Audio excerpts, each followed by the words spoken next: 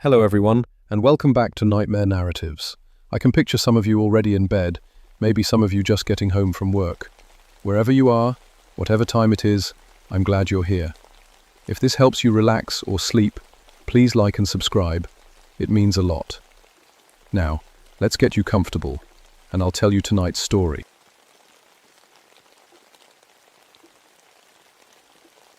My name is Joshua Millwright, and I've been a park ranger in West Virginia for 14 years.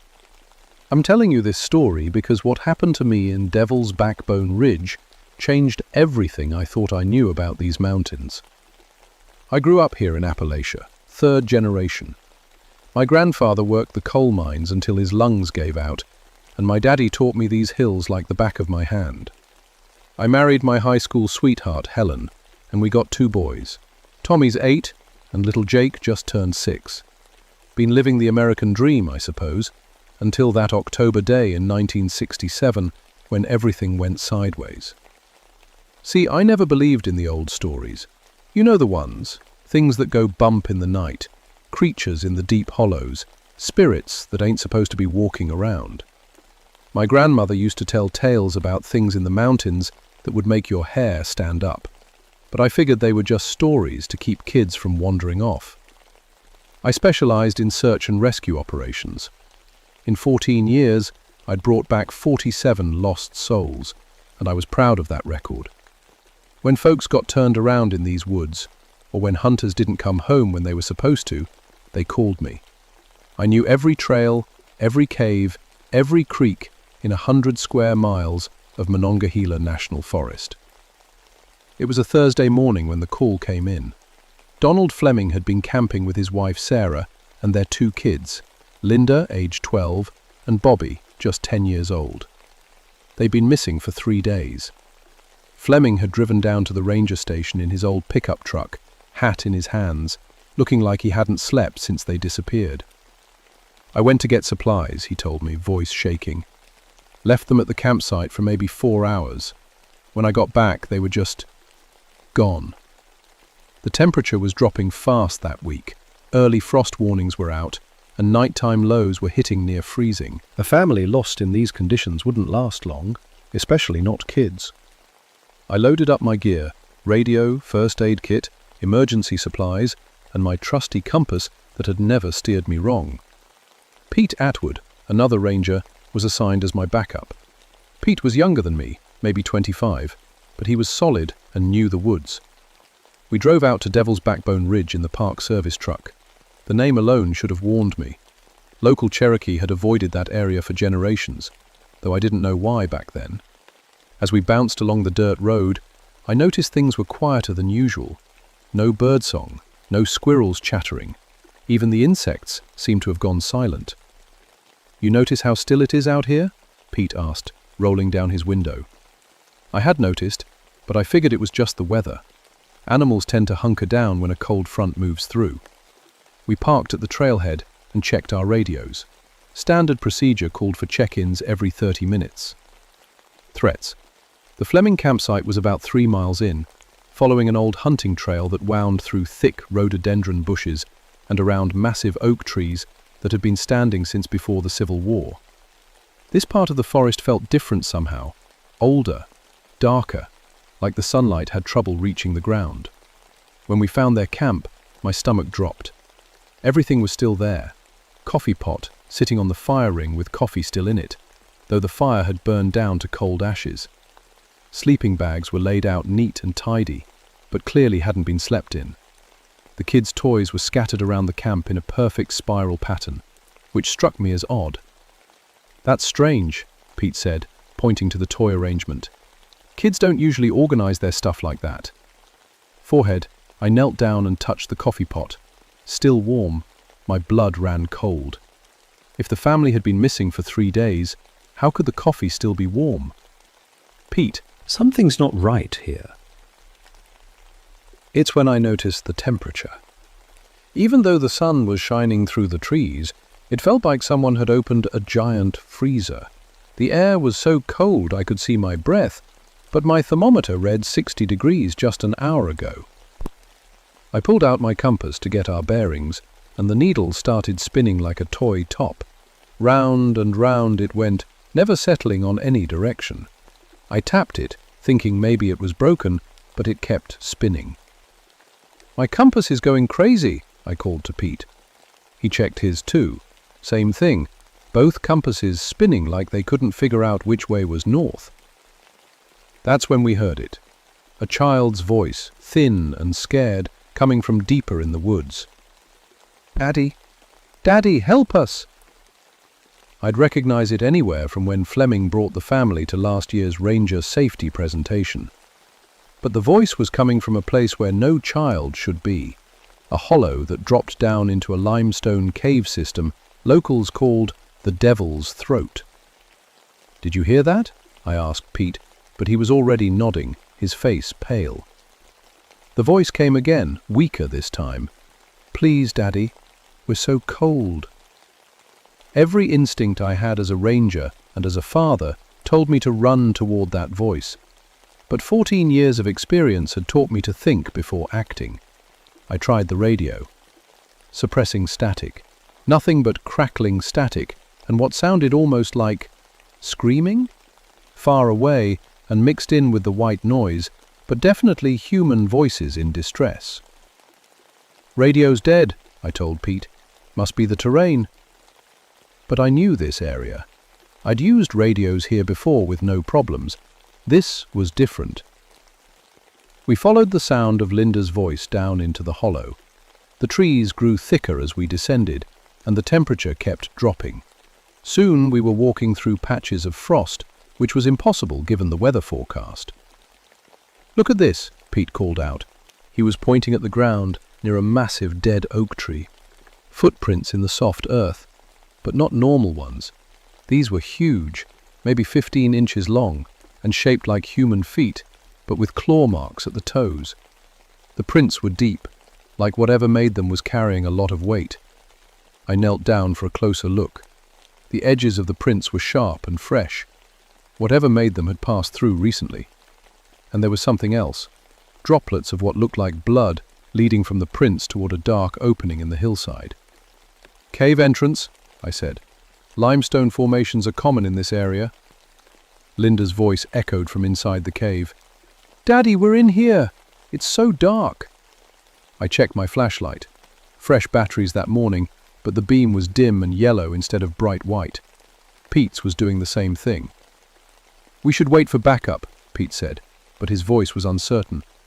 "Those kids have been missing 3 days," I replied. "If they're in that cave, they won't last another night." The cave entrance was narrow, just wide enough for one person. As we squeezed through, the temperature dropped another 20 degrees. Our breath came out in thick clouds. The cave opened into a larger passage.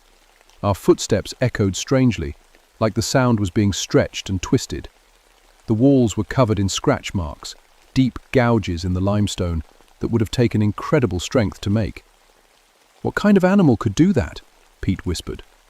I ran my fingers along the gouges. They were fresh, with limestone dust still crumbling from the edges. And they were too high up, 12 feet off the ground at least. We followed the passage deeper, guided by the blood trail and the occasional echo of children crying. But something was wrong with the echoes. Sometimes the voices seemed to come from ahead of us, sometimes from behind, sometimes from above. That's when we found the first piece of evidence. Sarah Fleming's red jacket, torn and bloody, hanging from a rock formation like someone had placed it there deliberately. "Mrs. Fleming!" I called out. No answer except our own voices bouncing back at us. Pete picked up the jacket with the tip of his flashlight beam. "Josh, look at this." The tears in the fabric weren't from catching on rocks. They were clean cuts, like from razor-sharp claws. And the blood was fresh, still damp. My flashlight started flickering. I banged it with my palm, but it kept dimming. Pete's went out completely. "We need to get out of here," he said. "Something's very wrong." But as we turned to go back, we realized we had a problem.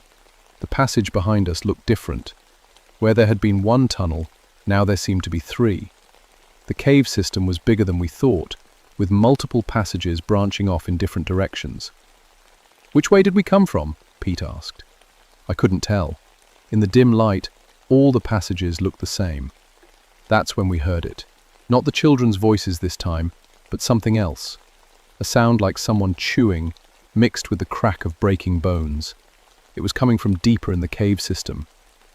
"What is that?" Pete whispered. Before I could answer, we heard Donald Fleming's voice echoing through the caves. But it was wrong somehow. Too deep, too hollow, like it was being spoken through a tube. "Boys, down here! I found them! They're hurt bad, but they're alive!" Relief flooded through me. We'd found them. But as we moved toward Fleming's voice, Pete grabbed my arm. "Josh," he said quietly, "didn't Fleming say he was at the ranger station when we left? How did he get here?" Penetration hit me like a punch to the gut. Fleming was still back at headquarters, filing the missing persons report. He couldn't be down here in these caves. So whose voice were we following? The chewing sounds grew louder, and Fleming's voice called out again. "Hurry up, boys, Sarah's bleeding pretty bad."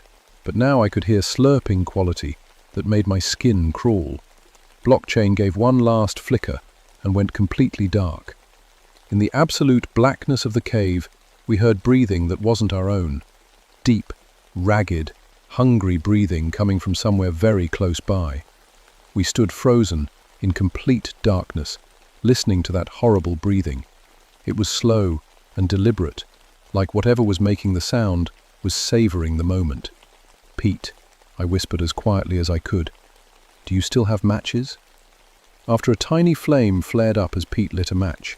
The light was weak, but it was enough to see that we were in a larger chamber now. The walls were covered with more of those deep scratch marks, and there were bones scattered on the ground. Old bones, yellowed with age. But what made my blood freeze was what I saw in the flickering light, just at the edge of the match's glow. A pale, impossibly thin arm disappearing around a corner. The arm was too long, with fingers that stretched like spider legs. The match burned down to Pete's fingers and went out. "Did you see that?" he breathed. Championships before I could answer, we heard children laughing somewhere in the darkness. Not scared crying like before, but happy laughter, like kids playing in a backyard. It was the most wrong sound I'd ever heard in that cold, bone-filled cave. "Uncle Pete! Uncle Josh!" It was Bobby Fleming's voice. "Come play with us!" The voice was coming from a passage to our right. Pete lit another match, and we could see drawings on the walls, not cave paintings, but something carved deep into the rock. They showed stick figures, but the figures were eating other figures. Lots of them. Pete said, studying the carvings. Real old. As we moved deeper into the cave system, following the children's voices, I started noticing other things. Pieces of clothing hanging from rock formations, a hiking boot here, a torn shirt there. But the clothing looked like it came from different time periods. Some pieces looked modern, but others seemed much older. We found another chamber, this one bigger than the first. Our matches showed a horrifying sight, bones arranged in neat piles against the walls. Human bones. Skulls stacked like firewood, rib cages sorted by size. At the center of the room was something that looked like a throne, made entirely of human remains. "Jesus Christ," Pete whispered. "How many people died down here?" That's when we heard Donald Fleming's voice again, but now it was coming from right behind us. "Found you, boys," the voice said. "Been looking everywhere." We spun around, but there was no one there. Just darkness and the echo of that wet, hollow voice. Pete's hands were shaking as he lit another match. In the brief light, we saw more carvings on the walls. These weren't stick figures, though. These were detailed drawings of a creature. Tall, thin, with long arms and a mouth full of teeth. The creature in the drawings was feeding on human figures. "The kids aren't here," I said, the truth finally hitting me. They never were. "Then what have we been following?" Pete asked. His question was answered by a sound that came from everywhere at once. A noise like a dozen people trying to speak with their mouths full of food. The sound echoed off the cave walls and seemed to come from the ground itself. When it stopped, we heard a new voice. This one was clear and human, but it wasn't any of the Fleming family. "My name is Joshua Crane," the voice said. I've been waiting so long for company." The voice was coming from the throne of bones. As Pete lit another match, we could see a figure sitting there, tall, impossibly thin, with skin like old paper. It wore the rotted remains of clothes that might have been from the 1800s. "I came to these mountains in 1847, the creature said in a voice like breaking glass. "Winter was harsh that year. Food ran out. Had to make difficult choices." The match went out, but the creature kept talking in the darkness. Started with the cattle, then the horses. But that wasn't enough. The hunger. Oh, the hunger was so strong. My wife understood. My children understood. They gave themselves willingly in the end. Pete tried to light another match, but his hands were shaking too badly. The matchbook fell to the cave floor. "But the hunger never stops," the creature continued. "Every few years it comes back, stronger each time, and I have to feed it." That's when I understood. The Fleming family hadn't gotten lost. They'd been taken, and we weren't here to rescue anyone. We were here to be the next meal.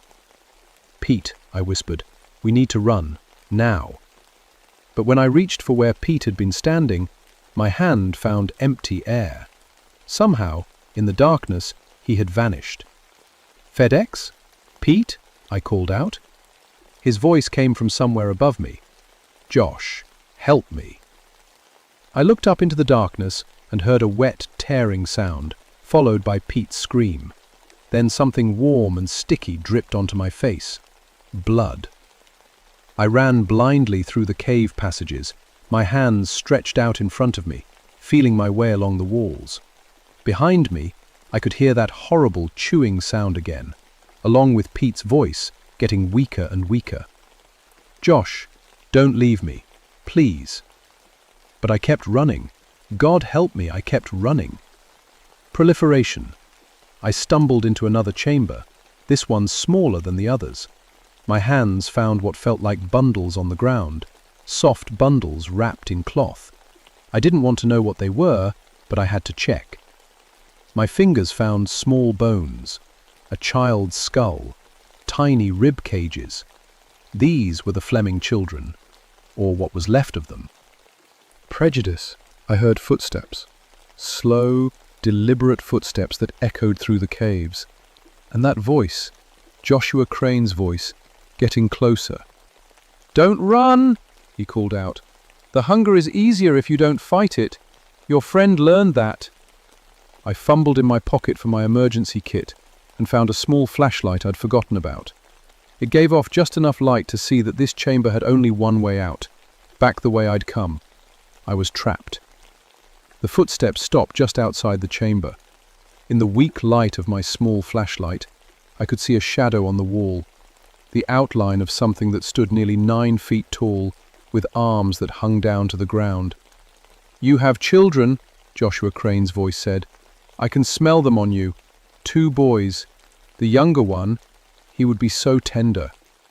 My blood turned to ice. How could this thing know about Tommy and Jake? "I've been watching your family for weeks," the creature continued, "learning about them. The older boy walks to school through the woods behind your house. The little one plays in your yard every evening after dinner." The shadow on the wall moved closer to the chamber entrance. "Bring them to me, Joshua Millwright. Bring them to the cave, and I'll make it quick. For all of you." "Never," I whispered. The creature laughed, a sound like breaking bones. "Then I'll come get them myself. And when I do, I'll make sure they understand that their daddy could have saved them, but chose not to." That's when I saw something else in the weak light. Drawings on the wall behind me that I hadn't noticed before. But these weren't like the others. These showed a man fighting the creature with what looked like a knife. The man was wearing what appeared to be Native American clothing. I looked closer and found something wedged into a crack in the rock.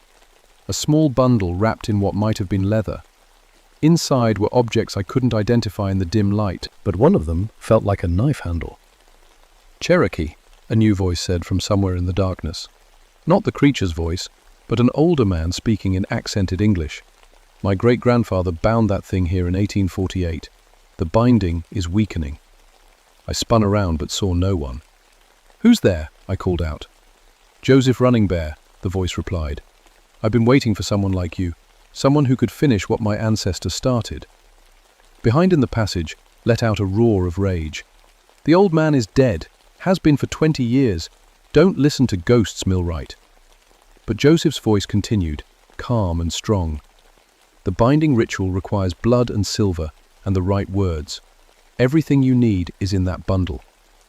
I opened the leather wrapping with shaking hands. Inside was a knife with a silver blade, some kind of dried plants, and a piece of birch bark with symbols carved into it. "Cut your palm," Joseph's voice instructed. "Let the blood fall on the symbols while you speak the words I'll teach you." "This won't work," the creature screamed, and I heard it crashing into the chamber. "Nothing can stop the hunger." Blocking, a quaint, with the silver knife. The pain was sharp, but the blood that flowed seemed to glow in the weak light. As the drops fell onto the carved symbols, they began to shine with their own light. Joseph's voice guided me through words in a language I'd never heard before, but somehow I could speak them perfectly. As I chanted, the creature's screams grew louder and more desperate. "Ka no hida ani skaya," I repeated after Joseph. The words seemed to have power. I could feel energy flowing through me and into the cave itself. The creature burst into the chamber, and for the first time, I saw it fully. 9 feet of pale, stretched skin, over bones that jutted out at wrong angles. Its mouth was full of yellowed teeth, some of them clearly human teeth that didn't belong. Its eyes were hollow sockets filled with red light. But as I continued the chant, the creature began to change. Its form started to waver, like heat rising from hot pavement. "Anizgaya Elohi," I spoke the final words. The cave filled with blinding light, and Joshua Crane's screams became something beyond human hearing. When the light faded, where the creature had stood was now a circle of stones with strange markings. "It is done," Joseph Running Bear's voice said, "but not destroyed, only bound again. The binding will hold for many years, but not forever." "What does that mean?" I asked the empty chamber. "It means you are now the guardian. You must watch for signs that the binding is weakening, and when the time comes, you must teach another to do what you have done." Pete's torn uniform was gone. Even the blood on the walls had disappeared. Only the circle of stones remained. As I found my way out of the cave system, I realized that my compass was working again. My radio crackled to life with voices from the ranger station asking for my location. When I emerged into daylight, a search team was already looking for Pete and me. I told them we'd gotten separated in the cave system and that there had been a collapse. Pete was officially listed as a cave-in victim. The Fleming family was never found. The official report said they had likely fallen into an underground river system and been swept away. But I knew the truth. That was 3 months ago, and everything has changed. I can't eat meat anymore. The smell of cooking beef or pork makes me violently sick. Helen thinks it's trauma from finding those bones in the cave, and maybe she's right, but it's deeper than that. Sometimes when I look at meat, all I can see are the small bones I found in that chamber.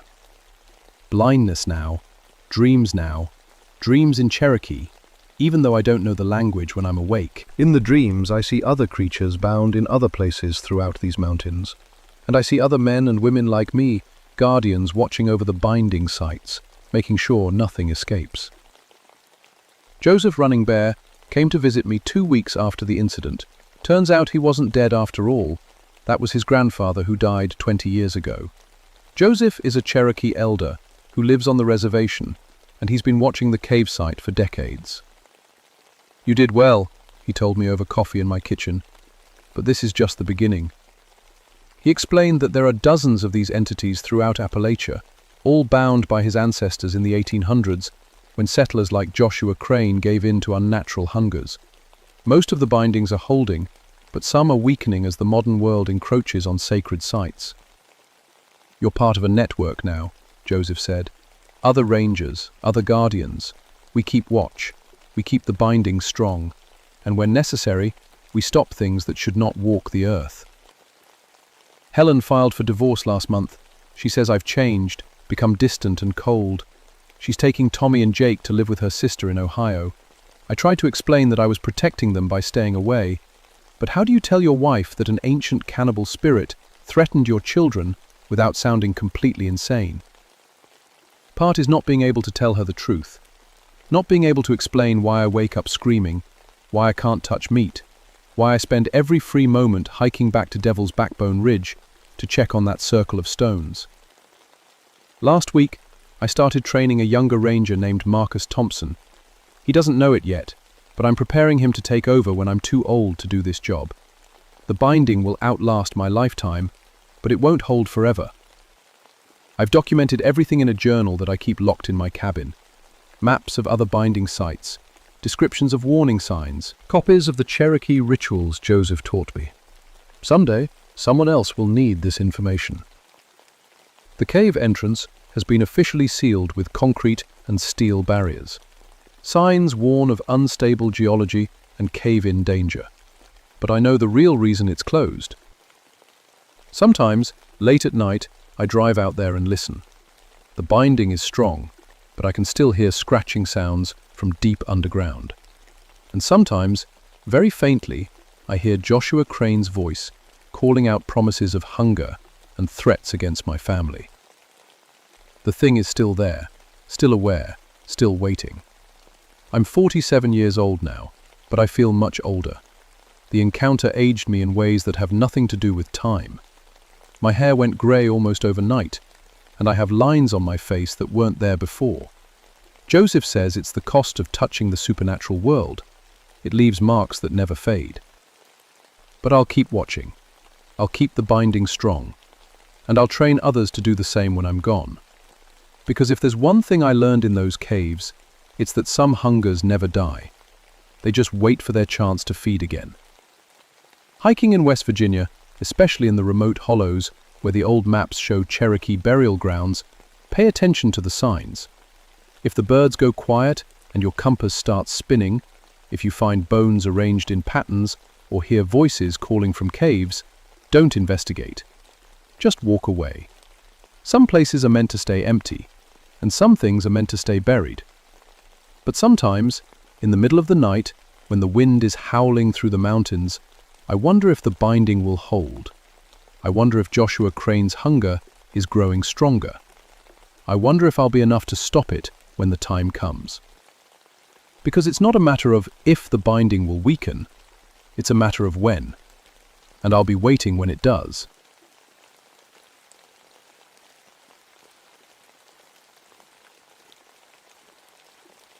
My name is Franklin Morehouse, and I've been a park ranger in the Cherokee National Forest for 11 years now. I love this job, the quiet mountains, the old stories, the way history sits heavy in these woods like morning fog. I have a PhD in Appalachian studies, but I chose the ranger life over teaching in some stuffy classroom. Out here, I can touch the past with my own hands. Seminated 1974 when everything changed. The leaves were just starting to turn, painting the ridges in soft reds and golds. I was sitting in my office at the visitor center when the call came in. "Frank, we got a problem up on Croatoan Ridge," said my supervisor, Bill Henderson. His voice sounded tight. "Someone's been messing with the historical markers. Third report this week."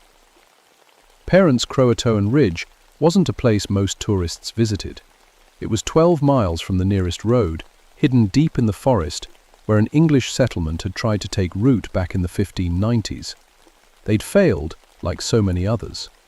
The Cherokee had stories about that place, but they didn't like to talk about them. "What kind of damage are we looking at?" I asked, already reaching for my hiking gear. Markers knocked over, carved stones moved around. But here's the weird part. Folks are hearing things up there. Children singing old songs. Kids that ain't supposed to be there. I laughed a little. "Come on, Bill. Probably just some local kids playing pranks." "Maybe so. But Charlie Swimmer called this morning. You know he don't call unless it's serious." That stopped my laughing. Charlie Swimmer was a Cherokee elder. a medicine man respected throughout the community. If he was worried about something, it was worth paying attention to. Fireplace, I packed my gear and headed out. The hike to Croatoan Ridge took me through some of the prettiest country in Tennessee. Rolling hills covered in thick hardwood forest, crystal clear streams, and rock formations that looked like sleeping giants. But as I got closer to the ridge, something felt different. The birds weren't singing much. The air felt heavier somehow. Horizontal sight, I could see what Bill meant. The wooden markers that told visitors about the lost colony were scattered around like someone had kicked them over. But that wasn't the strangest part. The old foundation stones, some weighing hundreds of pounds, had been moved into a perfect circle. No way kids could have done that. I set up my camp and started documenting the damage. As the sun got lower, the forest around me grew quiet. Too quiet. I'd been in these woods thousands of times, but I'd never heard silence like this. Burnett, that's when I heard it. Flattened at first, coming from deeper in the trees. Children's voices, singing something that sounded old, really old. The melody was strange, unlike anything I'd heard before. It made my skin crawl. I followed the sound, my flashlight bleed dancing between the trees, always just ahead of me, always just out of reach. As I walked, I noticed things that made my throat tight.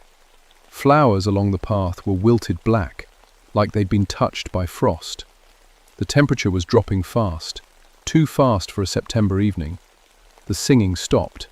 I stood there in the sudden silence, my breath coming out in little white puffs. That couldn't be right. It had been 70 degrees when I started hiking. I made my way back to camp, but sleep didn't come easy. Every time I closed my eyes, I could hear that melody playing in my head. And I kept thinking about something Charlie Swimmer had told me years ago. Some places remember things, Frank, and some things don't want to be remembered. The next morning, I radioed for help. The site was bigger than our record showed, and I was going to need expert assistance. Dr. Patricia Holbrook arrived 3 days later with a truck full of archaeological equipment and a smile that could light up the forest. "Frank, good to see you again," she said, grabbing my hand in both of hers. We'd worked together on several historical sites over the years. Pat was the best archaeologist I knew, and one of the few people who understood why these old places mattered. "You picked an interesting site for me," she said, looking around at the scattered stones. "The ground-penetrating radar is picking up structures we never knew existed. There's a whole network of chambers under here." We spent the day mapping the site properly. Pat's equipment showed foundation walls extending much further than anyone had imagined. The original settlement had been 3 times larger than the history books said. But there were other things the radar showed too. Spaces that didn't make sense. Chambers that seemed to twist and turn in impossible directions. "Look at this," Pat said, pointing at her screen. "These underground areas, they're not random. They're arranged in patterns. Protective patterns, if I had to guess." Chapter afternoon, while Pat worked on the radar readings, I started digging around the foundation stones. About 3 feet down, I found something that made my hands shake. A small skeleton, clearly a child's, buried without ceremony in what looked like a hastily dug grave. Then another, and another. "Pat, you need to see this." She came over and knelt beside me. Her face went pale when she saw what I'd uncovered. These children, they weren't buried properly. No coffins, no grave goods, just thrown in the ground. Why would they do that? I don't know, but whatever happened here, it happened fast. "Look at this." She pointed to scratch marks on the bones. These children didn't die peacefully. As evening approached, we decided to stay overnight to document everything properly. Pat set up her equipment around the main foundation area while I made camp nearby. The sun disappeared behind the trees, and that unnatural quiet settled over the ridge again. That's when the temperature dropped, which I was talking to the chat, but returned the treat sofa stand. We can talk the formases with instance with his health. That's when the treat, by a future over the groom. That's when the concern was helping to the treats, which was now between the croom, and I was being part of the shows of the world. The guest was with her time, and the people who the protectedly heard with her britter world. But he took the temp, we defined individuals. That's when the temperature dropped again, which was a treat from the croom, and the faction came in. The fought her to do, which was problem in the good court, in the fire. The right of the performance, but is not on the treat some of the croom, but is little different britter. She treat, which was cloused, and she short her. But the world was released with her resolved, the shows of the treat, to really supposed. That's when the temperature dropped again, which was now between the croom, and the faction came in. The first was working to the treats, which was wandered for the groom, which was cloused between the treat to grow enough, but he showed with the treat somewhere. The beginning that work, which was crieted for the ridge. That's when the temperature dropped again, which was making the real time of the ridge. That's when the temperature dropped again, which was working to the treats to really supposed. It is discovered while the treat to really supposed. Per treat was alls to find 'em. That's when the temperature dropped. Jesus, what's with the cold? Pat asked, pulling her jacket tighter. It was 70 degrees 5 minutes ago. The answer came in the form of laughter, children's laughter, echoing through the trees like silver bells. But there was something wrong with it, something that made my stomach turn. Frank, do you hear that? Flushing for my flashlight. The beam cut through the darkness, and that's when we saw them. 3 children stood at the edge of our camp, a boy about 10 years old, and 2 girls who looked younger. They wore clothes that belonged in a history book, rough wool and linen, the kind of thing English colonists might have dressed their children in centuries ago. But these kids were pale, almost see-through, and their eyes were completely black. "Hello," the oldest girl said, her voice sweet and clear. "Are you here to play with us?" Pat grabbed my arm. "Frank, those are the children from the graves. I recognize the clothing fragments we found." The boy smiled, and his teeth looked too sharp. "We've been waiting such a long time for new friends. Won't you come play with us?" I stood up slowly, putting myself between Pat and the children. Something deep in my gut was screaming that these weren't children at all. Not anymore. "We don't want any trouble," I said, surprised by how steady my voice sounded. The youngest girl giggled. "No trouble, we just want to show you our games. Our special games that we've been playing since the sickness took our parents." "What sickness?" Pat whispered. "The one that made us special," the boy said. "The one that made us hungry." The children started moving closer, and with each step, the temperature dropped another degree. My breath was coming out in thick, white clouds now. Pat's equipment started sparking and crackling. "Come with us," the oldest girl said, reaching out her hand. "Come see where we live now. Come see what we've built in the dark places under the earth." When I grabbed Pat's hand and ran. We didn't stop running until we reached my truck, but when I tried to start it, nothing happened. The engine was dead, and ice had formed on the windshield. "This isn't possible," Pat kept saying. "This just isn't possible." I led her to a ranger station about 2 miles away, an old cabin I used for equipment storage. We barricaded ourselves inside and waited for dawn. Pat spent the night staring out the window, watching for movement in the trees. "They followed us," she whispered around 3 in the morning. "I can see them out there, just standing, watching." I looked where she was pointing, but I couldn't see anything. That scared me more than if I had seen them. When the sun came up, we hiked back to the site. Our equipment was still there, but it had been rearranged. Pat's radar unit had been moved directly over one of the underground chambers. The screen was still on, showing readings that made her gasp. "Frank, look at this. The chamber system is active. I'm reading movement down there, lots of movement." I stared at the screen. According to the readout, there were dozens of figures moving through the underground spaces, figures the size of children. "We need to get down there," Pat said. "We need to see what's really happening." Every instinct I had screamed against it, but I knew she was right. Whatever was going on, we needed answers. We found the entrance hidden behind a cluster of fallen stones, a narrow opening that led down into total darkness. Pat went first with the flashlights, while I followed with a rope and emergency supplies. The tunnel sloped downward for about 50 feet, before opening into a chamber that took my breath away. The room was huge, carved from solid rock. The walls were covered in symbols I didn't recognize. Some looked Cherokee, others seemed European, and still others were completely alien. But what really got my attention were the toys. Turbulence of them. Dolls made from corn husks and cloth, wooden hoops, carved animals, marbles made from clay. They were arranged in neat little piles, like someone had just finished playing with them, and they looked fresh, like they'd been made yesterday instead of 400 years ago. Transporting. Pat, look at the walls. She swung her flashlight beam around, and we both saw them at the same time. Handprints. Hundreds of small handprints covering every surface. But these weren't ancient markings.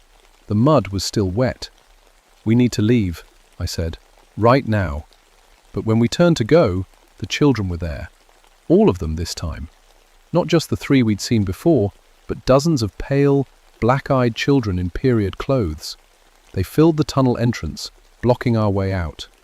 "You came to play," the boy said, his voice echoing strangely in the chamber. "We knew you would. Adults always do, eventually." Pat stepped forward, her scientific mind still working, despite the fear. "What happened to you? What happened to your parents?" The oldest girl smiled that terrible smile. "They got sick, just like you're going to get sick. The special sickness that makes you one of us." "What do you mean?" I asked. "The hunger," she said simply. "The need to feed, to take what keeps you warm and bright and alive. Our parents fed us for a while, but they got all used up. We've been so hungry since then, so very, very hungry." That's when I understood. These things, whatever they were now, had killed their own parents, drained them somehow, and they'd been waiting down here for centuries, looking for new food. Pardon Sant suddenly gasped and grabbed her throat. I can't breathe properly." Lend as I could see what was happening. The color was draining from her skin, and her breath was coming out in short, shallow puffs. The children were doing something to her, feeding on her somehow. "Stop it!" I shouted. "Blankets," the boy laughed. "We're just playing. Don't you want to play too?" I grabbed Pat and pulled her toward a side tunnel I'd noticed, one the children hadn't blocked yet. We ran through narrow passages carved from stone, Pat getting weaker with every step. Behind us I could hear the children singing that horrible old song, their voices echoing off the walls. The tunnel led to another chamber, smaller than the first. This one was different though. The walls were covered in Cherokee symbols, and there were items I recognized from tribal ceremonies: sage bundles, eagle feathers, carved totems. Someone had made this place into a shrine. Center of the room sat an old Cherokee man I'd never seen before. He was ancient, with long white hair and skin like weathered leather. He looked up at us with eyes that seemed to hold all the wisdom of the mountains. "About time you got here," he said calmly. "I've been waiting." "Hugh?" I gasped, still holding on to Pat as she struggled to breathe. "Joseph Swimmer," he said, standing with more grace than his age should have allowed. "Charlie Swimmer's grandfather. I've been watching this place for longer than you've been alive." He moved to Pat and placed his hands on her forehead. She immediately took a deeper breath, some color returning to her cheeks. "The children," I said. "What are they?" Jeff's face grew grim. "Not children. Haven't been children for a very long time. There's something much older and hungrier. The English colonists didn't know what they were dealing with when they settled here. This was sacred ground, protected by our people for good reason. Perceived from what? From things that should stay buried, the spirits that live in the dark places between worlds. The colonists built their settlement right on top of one of our binding sites, broke the protections we'd maintained for generations. Pat was sitting up now, looking more like herself, but the children we found, they were real children once. Neutral nodded sadly. Yes, real children who got infected by what lived under this ground. The entities possessed them, used their innocent appearance to get close to the adults.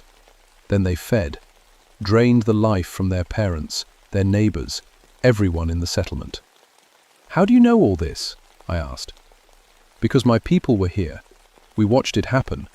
We tried to help, but it was too late. The binding was broken, and those things were loose. All we could do was contain them again.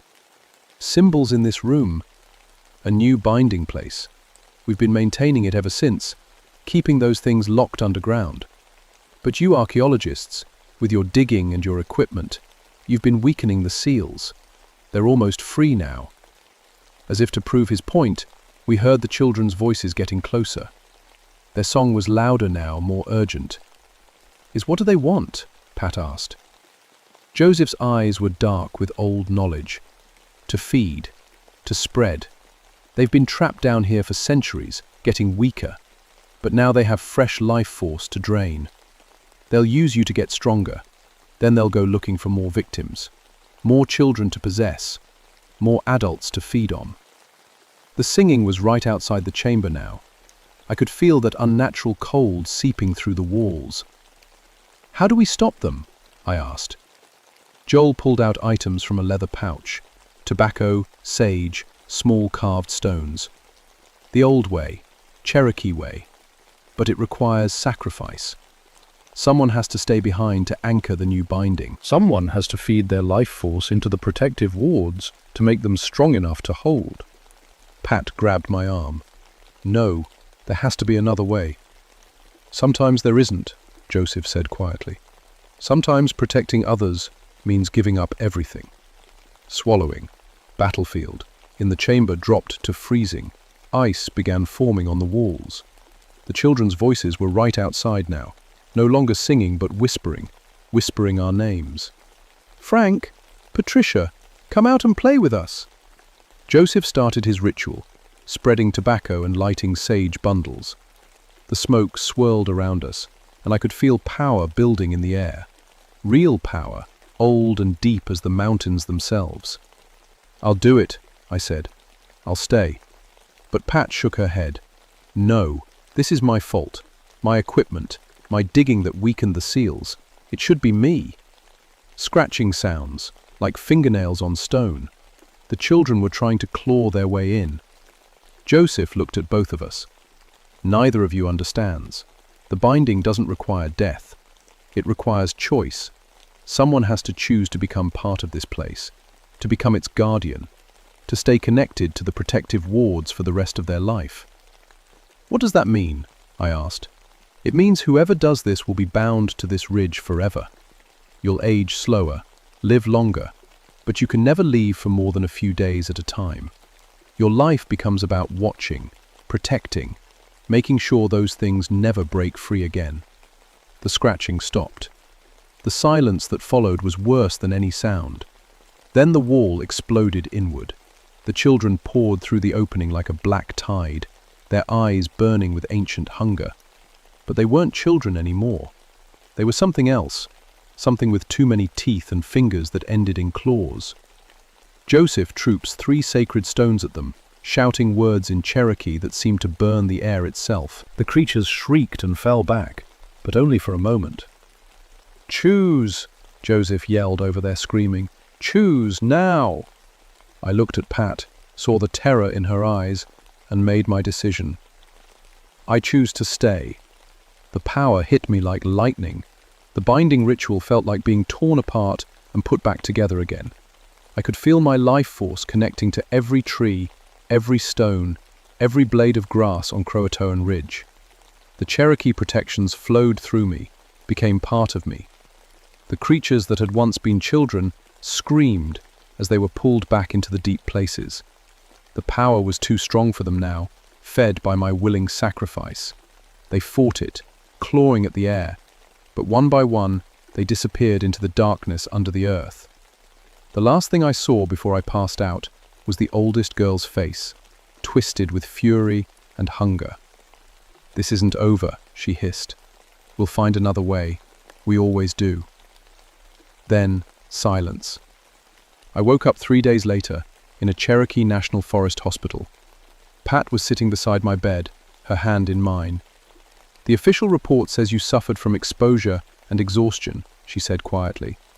Joseph Swimmer explained everything to his people, but the government, well, they have their own version of events. What version is that?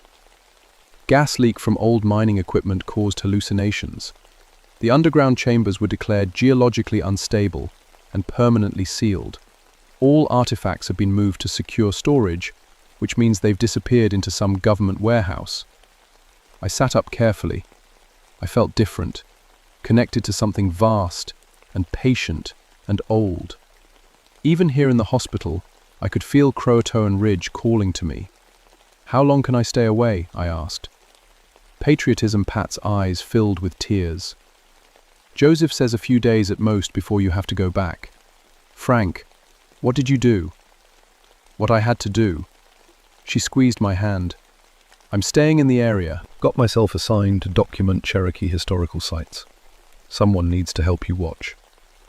6 months later, I was back at work as if nothing had happened. Officially. Unofficially, I'd become something else entirely. I could sense disturbances in the forest from miles away.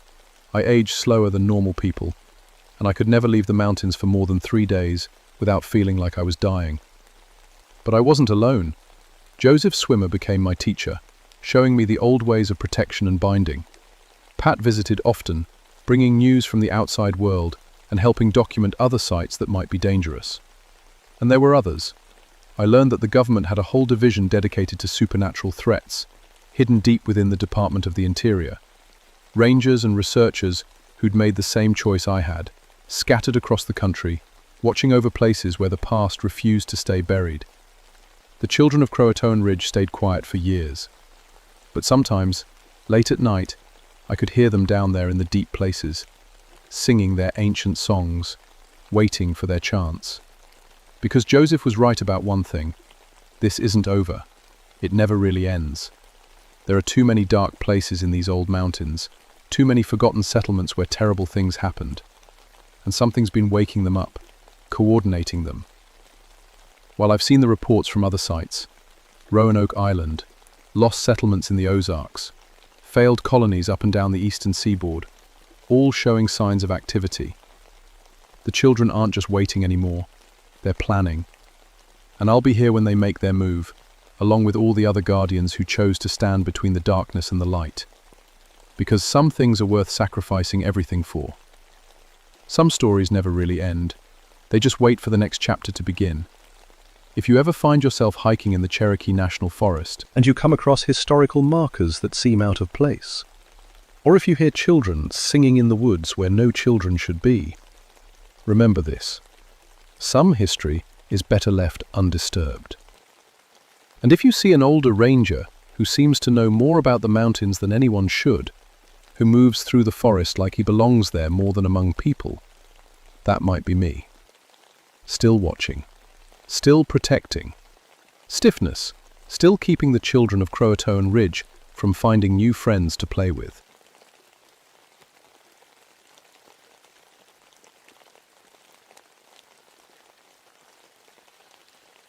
My name is Samuel Birchwood, and I've been a ranger at Daniel Boone National Forest for 17 years. I've pulled dead bodies out of caves, rappelled down cliff faces in thunderstorms, and once spent 3 days tracking a lost hiker through a blizzard. I thought I'd seen everything these Kentucky woods could throw at me.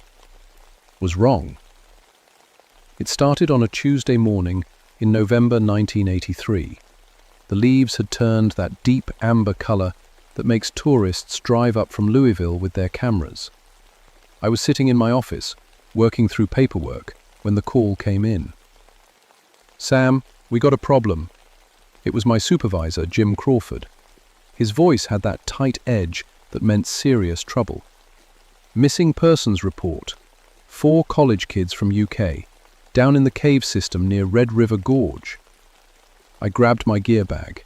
Cave rescues were my specialty, had been since I started working these hills. My daddy and his daddy before him had been rangers here, and they'd taught me every tunnel and crack in the limestone. "Been missing?" I asked, loading my truck. 3 days. geology students doing some kind of research project. Last radio contact was Sunday night. That made my stomach twist. 3 days in those caves meant hypothermia, dehydration, or worse. The cave systems around Red River Gorge were like a maze underground. Easy to get lost, easier to get hurt. I drove out to the cave entrance they'd been exploring. It was one I knew well. We called it Morrison Cave, after the family that used to own the land. The students' cars were still parked at the trailhead. Their equipment was laid out neat and organized near the cave mouth, like they'd just stepped inside for a quick look. That's when I noticed something odd. Their rope was still anchored at the entrance, disappearing down into the darkness. But it was tied in knots I'd never seen before. Complex, twisted things that looked almost decorative. No caver I knew tied knots like that. Plausible. I called down into the cave. "Hello? UK geology team, can anyone hear me?" My voice echoed back, but there was something wrong with the echo. It sounded like it was coming from too far away, like the cave was much deeper than I remembered. I checked my gear one more time. Headlamp, backup light, rope, first aid kit, radio, everything a cave rescue required. I'd done this hundreds of times. But as I started down into Morrison Cave that morning, something felt different. The air was too cold for November. The limestone walls looked wrong somehow, like they'd been scratched or carved. And there was a smell. Not the usual cave smell of damp earth and bat droppings. This was something else. Something old. I called Jim on my radio. "Base, this is Birchwood. I'm going down. Cave entrance shows signs of unusual activity. Send backup in 2 hours if you don't hear from me." "Kinemise, copy that, Sam. Be careful down there." I hooked my rope to the anchor point and started my descent.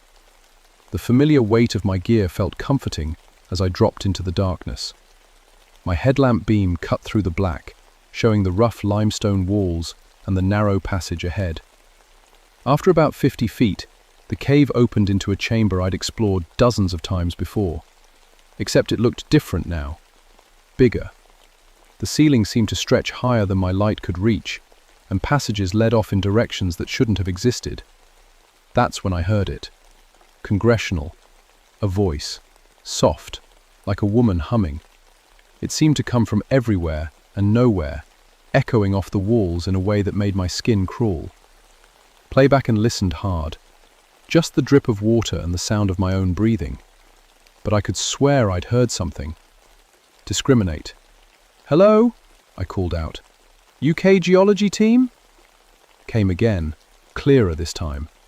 Definitely a woman's voice, but the tune was old-fashioned, like something my grandmother might have sung. It was coming from deeper in the cave. I checked my compass. The needle was spinning slowly, like it couldn't decide which way was north. I tapped it, thinking maybe I damaged it on the way down, but it kept spinning. Behind the sudden silence, I heard something that made my blood run cold. Scratching sounds, like fingernails dragging across stone. They seemed to come from all around me, from the walls themselves. I swept my light across the chamber, looking for the source. The scratching stopped. On the wall directly in front of me, carved deep into the limestone, were fresh letters. They looked like they'd been scratched there moments before. "Tell old Jack Bell his time has come." I stared at those words, my mind racing. Jack Bell was my grandfather's name. He'd died 15 years ago. Nobody called him Jack except family, and nobody alive knew he'd once explored these caves as a young man. The temperature in the cave suddenly dropped. I could see my breath in the beam of my headlamp. Ice crystals started forming on the walls, which was impossible 60 feet underground in November. That's when I decided to call for backup. I keyed my radio, but all I got was static. The signal should have been strong this close to the entrance, but something was interfering. I tried again, adjusting the frequency, but nothing came through except white noise that sounded almost like whispering. I decided to continue the search. 4 kids were down here somewhere, and whatever was happening to me, they were probably experiencing it too, maybe worse. by the largest passage leading deeper into the cave.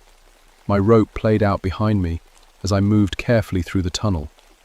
The walls here were covered in scratches, not random marks, but deliberate patterns, almost like writing, but in no language I recognized. The passage opened into another chamber, this one smaller and more familiar. I'd been here before during training exercises, but something was different. In the center of the room, where there used to be a small pile of rocks, someone had built a careful arrangement of stones. They formed a perfect circle, with strange symbols scratched into each rock. Inside the circle were 4 backpacks, modern ones, with University of Kentucky patches.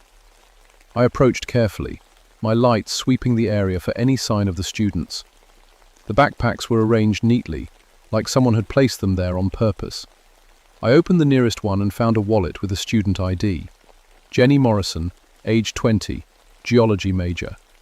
Her notebook was still inside, filled with careful drawings of rock formations and cave maps. But the last few pages were different. The writing got more frantic, the letters bigger and shakier. I read the final entry by the light of my headlamp. November 13, day. Can't find the way out. Passages keep changing. Sarah swears the tunnel we came through isn't there anymore. Mike is talking to himself, says he can hear his dead sister calling him.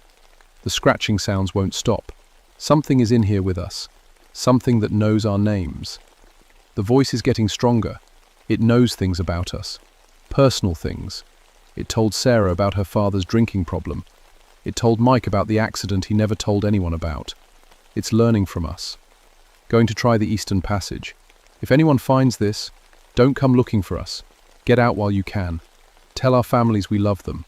Kate is calling again. She wants to teach us something. She says we're special. Notebook slipped from my hands as I read that name. Kate. My grandfather used to tell stories about the Bell Witch, an old Kentucky legend from the 1800s about a spirit that tormented a family in Robertson County. The witch's name was Kate, but that was just a story, a legend. The humming started again, closer this time.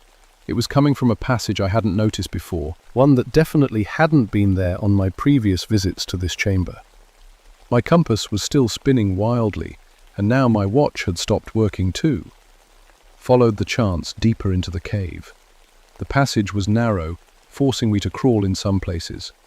My headlamp illuminated scratch marks on every surface, forming patterns that hurt to look at directly. They seemed to shift and move in my peripheral vision. After what felt like an hour of crawling, the passage opened into the largest chamber I'd ever seen in this cave system. It was huge, cathedral-sized, with formations that shouldn't have existed, according to any geological survey I'd ever read. The chamber, I found 3 of the students. They were sitting in a circle, perfectly still, their eyes closed. For a moment I thought they were dead, but then I saw they were breathing. Slow, deep breaths, like they were sleeping. "Hey!" I called out, rushing toward them. "Can you hear me?" None of them responded. I knelt beside the first one, a young man with dark hair. His skin was cold to the touch, but he had a steady pulse. I checked his pupils with my penlight. They were dilated and unresponsive. That's when I noticed something that made my stomach turn. The 3 students looked older, much older. Their hair was streaked with grey, and their faces were lined with wrinkles. These were supposed to be 20-year-old college kids, but they looked like they'd aged decades. I checked the other 2. Same thing. Aged beyond recognition, but breathing steadily. "What happened to you?" I whispered. That's when she answered me. "They learned," said a voice right behind my ear. I spun around, my light cutting through the darkness, but there was no one there. "Absorbs the secrets of the deep places," the voice continued. It was definitely a woman's voice, with a slight accent I couldn't place. Old-fashioned, like the humming had been. "Just like you're going to learn, Samuel Birchwood." The voice knew my name. "Who are you?" I called out. "Where's the 4th student?" Laughter echoed through the chamber, coming from everywhere at once. "Oh, Samuel, your grandfather told you about me, didn't he? Old Jack Bell knew exactly who I was." My blood ran cold. My grandfather's name was Jack Birchwood, not Bell. But his mother had been a Bell before she married. It was a connection I'd never thought about. "Kate," I whispered. "Very good," the voice purred. "Kate Batts, the Bell Witch. Though I've learned so much since those simple days in Robertson County, I've grown stronger, hungrier." Rocks began to rain down from the ceiling. I covered my head and looked up, but I could see the stones appearing out of thin air, materializing in mid-fall. They struck the ground around me in a perfect circle, never touching me but trapping me in place. "The fourth student?" Kate's voice was amused now. "Jenny Morrison? She's special. She volunteered to be my voice in your world. She's helping me learn about your modern times." Tyler students began to stir, their eyes opening slowly. But when they looked at me, their expressions were empty, hollow. "They served their purpose," Kate said. "But you, Samuel, your family. Bell family blood runs in your veins. You're much more useful to me." The students stood up in unison, moving like puppets on strings. They began to walk toward me, their aged faces blank and emotionless. I grabbed my radio and tried one more time to call for backup. This time, instead of static, I heard Kate's laughter coming through the speaker. "No one's coming to help you, Samuel. This is between family now." I backed away from the approaching students, my mind racing. The aged geology majors moved with jerky, unnatural steps, like marionettes controlled by an amateur puppeteer. Their eyes were completely white now, no iris or pupil visible. I demanded. Kate's laughter filled the chamber. "I gave them what they wanted. Knowledge.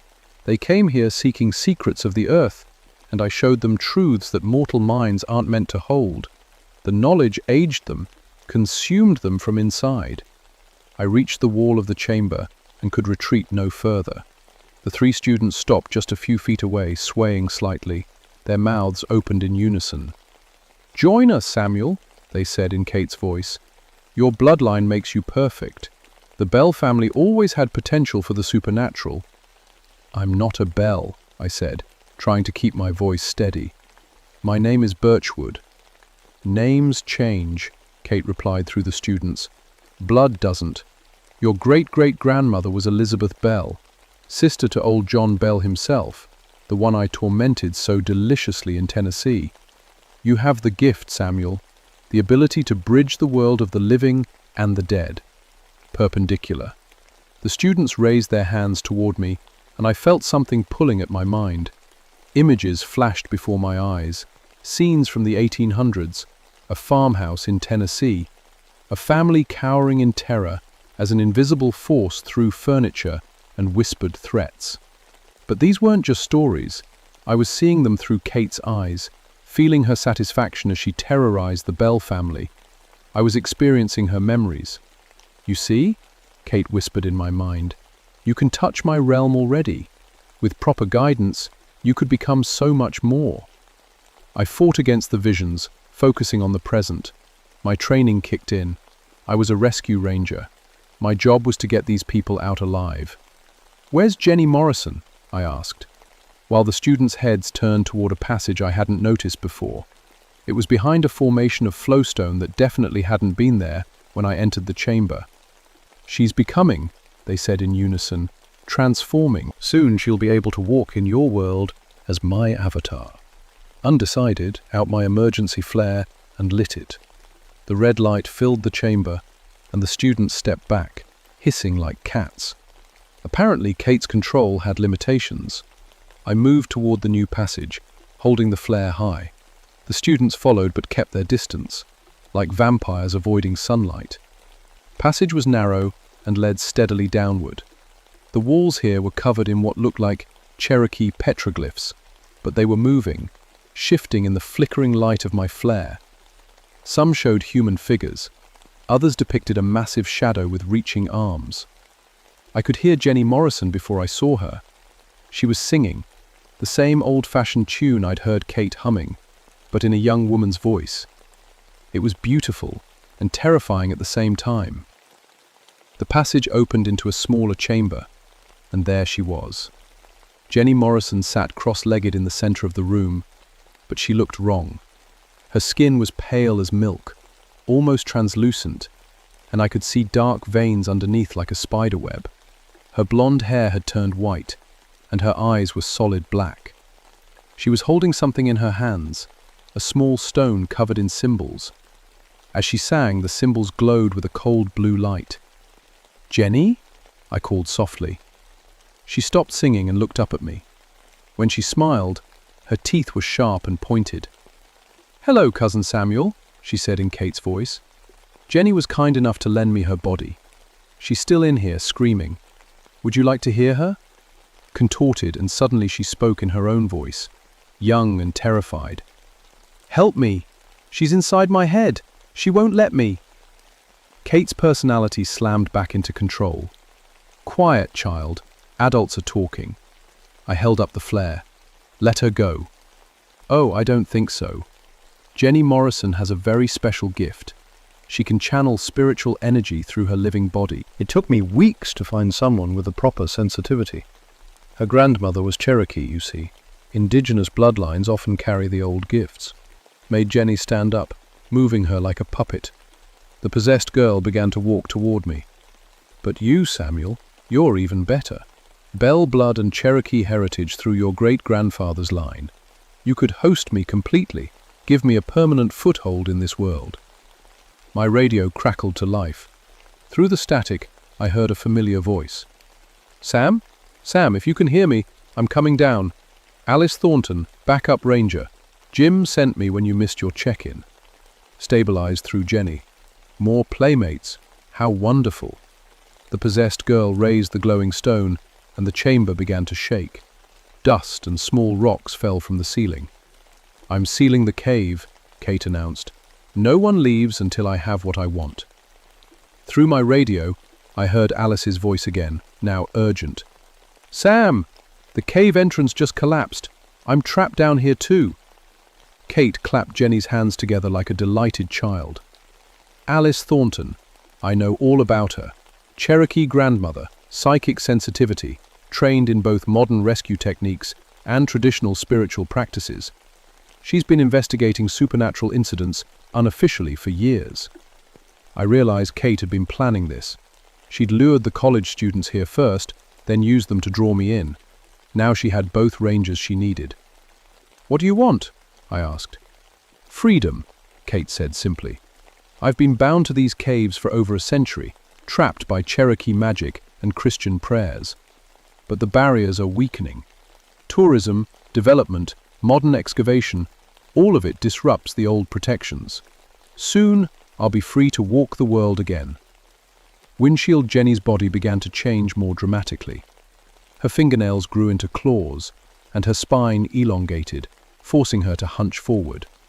Kate was reshaping her host.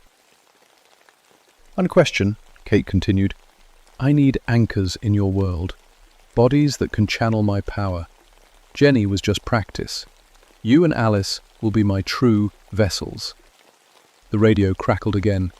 "Sam, can you hear me? I found something down here. Cherokee warning symbols. This place is under spiritual quarantine." Keyboards snarled through Jenny's transformed mouth. That meddling bloodline, always trying to contain what they don't understand. She shook again, more violently this time. Cracks appeared in the limestone walls. "Your friend Alice is closer than she knows," Kate said. "She's found the old binding chamber. But she doesn't know the words to renew the seals. Only I know those words now." I saw my chance. If Alice was at the binding chamber, maybe together we could figure out how to contain Kate again. But first, I had to get past Jenny. The flare was burning down to nothing. In a few minutes, I'd be in total darkness, with whatever Kate had turned Jenny Morrison into. I made my decision and ran. Baptized, I sprinted through the narrow passage as Kate's shriek of rage echoed behind me. Jenny's transformed body was fast, but the tight confines of the tunnel worked in my favor. I could hear her claws scraping against the limestone as she pursued me. My dying flare cast wild shadows on the cave walls as I ran. The petroglyphs seemed to writhe and dance in the flickering light, and I could swear some of them were trying to communicate with me, warnings in a language I almost understood. I burst into the main chamber where I'd left the 3 aged students. They were gone, vanished completely, along with their backpacks. Only the stone circle remained, and it was glowing now with the same cold blue light I'd seen in Jenny's hands. My radio crackled. "Sam, I can see your light. I'm in the chamber with the Cherokee symbols." I followed the sound of Alice's voice through a passage I was sure hadn't existed when I first entered the cave. The tunnel walls here were covered in fresh scratch marks that spelled out words in English. Family, blood, binding, freedom. Found Alice Thornton in a circular chamber carved entirely by human hands. The walls were covered floor to ceiling with Cherokee petroglyphs, and in the center of the room was a depression in the stone floor, filled with what looked like charcoal and burned bones. Alice was kneeling beside the depression, studying the symbols with a small notebook. She looked up when I entered, and I saw she was younger than I'd expected, maybe 30, with long dark hair and intelligent brown eyes. "Sam Birchwood?" she asked. "Thank God you're alive. Jim Crawford sent me when you missed your check-in. What the hell is happening down here?" "How much do you know about Cherokee spiritual practices?" I asked urgently. "More than most rangers," she admitted. "My grandmother was Eastern Band Cherokee. She taught me some of the old ways before she died. Why?" The chamber suddenly filled with Kate's laughter. It seemed to come from the walls themselves. "How touching," Kate's voice echoed around us. "A family reunion. Alice Thornton, your grandmother was Sarah Cornsilk. She helped bind me to these caves in 1847, after I grew too strong for the Tennessee seals to contain." Alice went pale.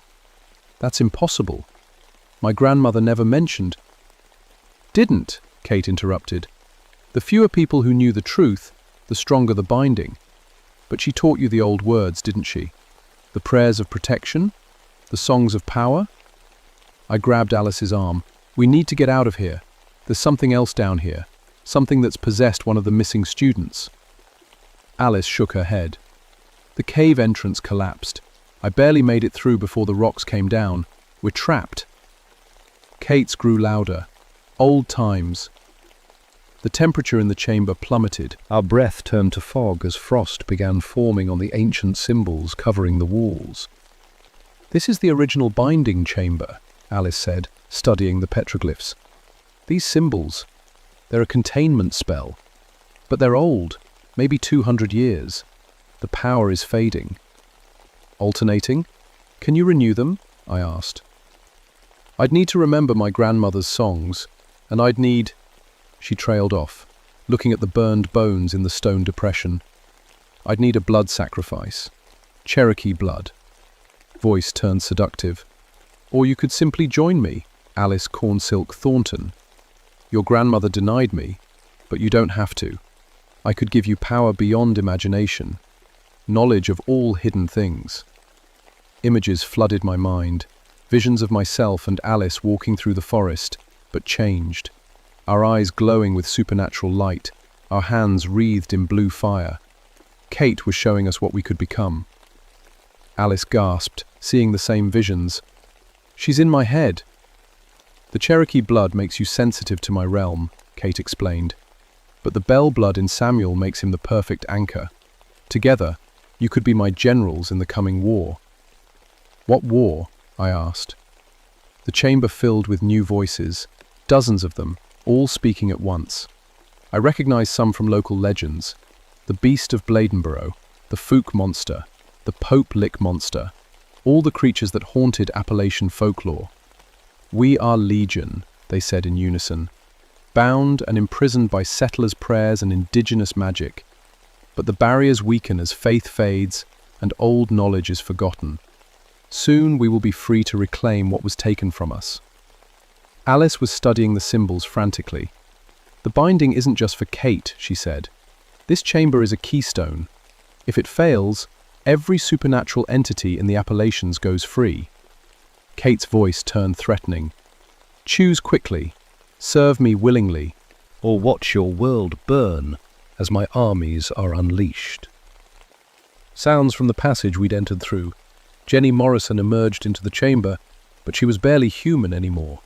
Kate had continued reshaping her, twisting her into something that looked like a cross between a woman and a cave-dwelling creature. Her eyes glowed blue, and her claws left deep gouges in the stone floor. "Time's up," Kate said through Jenny's deformed mouth. Alice suddenly stood up, her eyes bright with realization. "I remember the songs. My grandmother made me memorize them, said they were just old Cherokee lullabies, but they weren't lullabies at all." She began to sing in Cherokee, her voice clear and strong. The symbols on the walls began to glow in response, pulsing with golden light that pushed back against Kate's cold blue radiance. Kate shrieked in rage, and Jenny's transformed body lunged toward Alice. I intercepted her, tackling the creature to the ground. Her claws raked across my chest, tearing through my jacket and shirt, but I held on. "Keep singing!" I yelled. Alexander's voice grew stronger, and I could feel power building in the chamber. The Cherokee symbols blazed brighter, and the stone depression in the center began to smoke. Kate fought back with everything she had. The chamber shook violently, and rocks fell from the ceiling. My headlamp went out, leaving only the supernatural glow of the symbols to light our battle. Jenny's twisted form was incredibly strong, but I could see that Kate's hold on her was weakening as Alice's song continued. The possessing spirit was being pulled back toward the binding chamber's center. "The sacrifice!" Alice called out, still singing. "I need Cherokee blood in the binding circle." Without hesitation, I drew my knife and cut across my palm. My blood, carrying both Bell and Cherokee heritage, dripped onto the burned bones in the stone depression. The effect was immediate and dramatic. Golden fire erupted from the binding circle, racing along lines carved in the chamber floor that I hadn't noticed before. The Cherokee symbols on the walls flared so brightly I had to shield my eyes. Kate's scream of rage and frustration was deafening. Jenny's transformed body convulsed as the possessing spirit was torn away from her host. "This isn't over," Kate's voice echoed as she was pulled back into the spiritual realm. "The barriers weaken every day. I will find another way." The supernatural fire reached every symbol in the chamber, renewing the ancient binding with my blood and Alice's sacred songs. I felt something snap into place, like a door slamming shut and locking. Jenny Morrison collapsed, her body rapidly returning to its normal human form. The cold blue light faded, leaving only the warm golden glow of the Cherokee magic. Alice finished her song and slumped against the wall, exhausted. "It's done. The binding is renewed." I knelt beside Jenny and checked her pulse. She was breathing normally, and the terrible transformations Kate had inflicted were gone. She looked like a normal, 20-year-old college student again, but I knew our troubles were far from over. Jenny Morrison woke up 3 hours later in the hospital in Stanton. She had no memory of her possession, which the doctors attributed to severe hypothermia and trauma. Her parents drove up from Louisville and took her home. She switched her major to art history and never spoke publicly about what happened in the caves. The official report listed the incident as a cave-in caused by geological instability. The 3 other students were found near the entrance, suffering from exposure and memory loss. They recovered physically, though they all seemed to age a few years during their ordeal. The cave system was permanently sealed for public safety. But Alice Thornton and I knew the truth. "Parafran-mother left me more than just songs," Alice told me a week after the incident. We were sitting in my ranger station, going through her grandmother's old papers. She kept records. Kate isn't the only entity bound in these mountains. There are dozens of them, maybe hundreds. She showed me a hand-drawn map of Kentucky, Tennessee, and West Virginia. It was covered in symbols marking caves, old homesteads, and burial grounds where supernatural entities had been contained over the centuries. The Cherokee and other tribes knew about them long before European settlers arrived, Alice explained. They developed methods to bind dangerous spirits to specific locations. When the settlers came, some learned these techniques and helped maintain the containments. "But the knowledge is being lost," I said, understanding the implications. "Exactly. Every generation, fewer people know the old ways. The bindings weaken without proper maintenance, and modern development disturbs the sites." I looked at the map more carefully. There were marked locations all through the Daniel Boone National Forest. Some I recognized as places where strange accidents had occurred over the years. Unexplained disappearances, equipment failures, animals found dead for no apparent reason. "We need to do something about this," I said. Alice nodded. "My grandmother's papers mention others, rangers, tribal elders, descendants of old families who still remember parts of the truth. There's a network, Sam. People who've been quietly maintaining these bindings for generations." Over the next few months, Alice and I made contact with this hidden network. We learned about the Department of Interior's classified supernatural division, established after World War II, when military operations in remote areas encountered too many unexplained phenomena to ignore. We were officially transferred to a special unit tasked with monitoring and maintaining supernatural containment sites across the Appalachian region. Our cover story was environmental protection work, but our real job was much stranger. I spent the next 5 years learning Cherokee protection rituals from Alice's relatives. She taught me to recognize the signs of weakening bindings and how to perform emergency renewals. Together, we mapped every known containment site in our region and established protocols for regular maintenance. The work was dangerous. Some entities were stronger than Kate, and others had different abilities entirely. We lost 2 team members in Virginia when a binding failed completely, and it took 6 Cherokee spiritual warriors working together to recontain what had escaped. Also saved lives. Dozens of them, probably hundreds if you count the people who might have died if these entities had broken free. Alice eventually became the regional coordinator for supernatural containment operations. I stayed in the field, training new rangers who showed the right combination of bloodline heritage and mental stability to handle the truth. Never married, but we became partners in a way that went deeper than romance. We were guardians, carrying on an ancient responsibility that most people couldn't even imagine. Kate never stopped testing her binding. Every few months, we'd get reports of strange activity in the sealed cave system. Voices echoing from impossible depths, equipment malfunctions, temperature anomalies. But the Cherokee symbols held strong, powered by the renewable binding Alice and I had performed. Sometimes, late at night when I'm patrolling the forest alone, I can still hear Kate's voice on the wind. She whispers promises and threats, trying to find some crack in my resolve. She knows things about my life, my family, my fears that no one should know. But I also carry Alice's songs now, and my grandmother's prayers, and the weight of responsibility passed down through generations of guardians. I know what happens when the barriers fail. The network Alice discovered is larger than we originally thought. There are teams like ours all across America, quietly maintaining containments that keep nightmare creatures locked away from an unsuspecting world. Some focus on entities from Native American traditions. Others deal with things brought over by European settlers or African slaves. A few handle entities that are much older and stranger. We call ourselves the Department of Hidden Services. Officially, we don't exist. Our funding comes through buried line items in environmental and park service budgets. Most of our colleagues have no idea what we really do. But we know, and we remember. Because the alternative is a world where things like Kate bats walk freely among the living, feeding on fear and growing stronger with each passing year. So if you ever find yourself exploring caves in Kentucky, or hiking alone through the deep woods of Appalachia, and you hear voices that shouldn't be there, turn around, walk away, don't investigate. Some doors are meant to stay closed. Some family secrets are meant to be forgotten. And some things are bound in the darkness for very good reasons. We're out here, watching and protecting. The barriers hold because people like Alice and me give everything we have to maintain them. But they hold by choice, not by nature.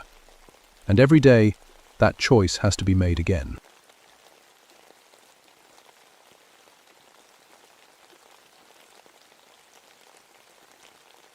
My name is David Shadowmere, and I've been a park ranger for 15 years. I know every tree, every trail, and every animal in Jefferson National Forest like they're my own family. That's why what I'm about to tell you scared me so bad, I still wake up sweating. was October 1988. The leaves were turning gold and red, and millions of birds were flying south for winter like they do every year. I'd seen it 1,000 times before, but this time was different. I was flying my helicopter over Mount Rogers that morning, doing the usual wildlife count. The radio crackled with static, which was weird because the weather was perfect. Clear blue sky, not a cloud anywhere. Then I saw them. Birds. Thousands and thousands of dead birds scattered across the valley floor like someone had dumped them from a truck. They weren't just lying around randomly either. They were arranged in perfect circles and straight lines, making patterns that hurt my eyes to look at. Wolfgang, I landed near Thunder Ridge to get a closer look. The smell hit me first. Not the normal smell of death, but something else. Something wrong, like metal and lightning and fear all mixed together. I'd been in the Air Force before becoming a ranger. I'd seen plane crashes and war zones, but nothing prepared me for what I found down there. 10,000 birds, maybe more. Robins, hawks, geese, songbirds, every kind you could think of. All dead, all arranged in those impossible patterns. I picked up a robin. Its body was perfect. No wounds, no signs of disease. Its eyes were still bright and clear. It looked like it had just stopped, like someone had turned off a switch. My radio squawked. "Ranger Shadowmere, you copy?" "This is Shadowmere. I'm at the Thunder Ridge site. We've got a situation here." "What kind of situation?" I looked around at all those dead birds, at the patterns they made that seemed to move when I wasn't looking directly at them. "I don't know yet." But it's big. I called Dr. Rebecca Stone, the wildlife biologist from the university. She was smart, tough, and had seen weird animal behavior before. If anyone could figure this out, she could. "Dead birds don't arrange themselves, David," she said, when I explained what I'd found. "Something did this. The question is what?" Kang, I also reached out to Tommy Youngwolf, a Cherokee tracker who knew these mountains better than anyone alive. His grandfather had taught him the old stories, the ones most people called superstition. After what I'd seen, I wasn't so quick to dismiss anything. "The old ones warned about this," Tommy said, when he saw the photos I'd taken. "They called it the time when the sky demons hunt." I'd always been a facts and science kind of guy. Weather patterns, animal migration, forest management, things I could measure and understand. I'd heard the local stories about the Mothman, the creature people claimed to see flying around Point Pleasant.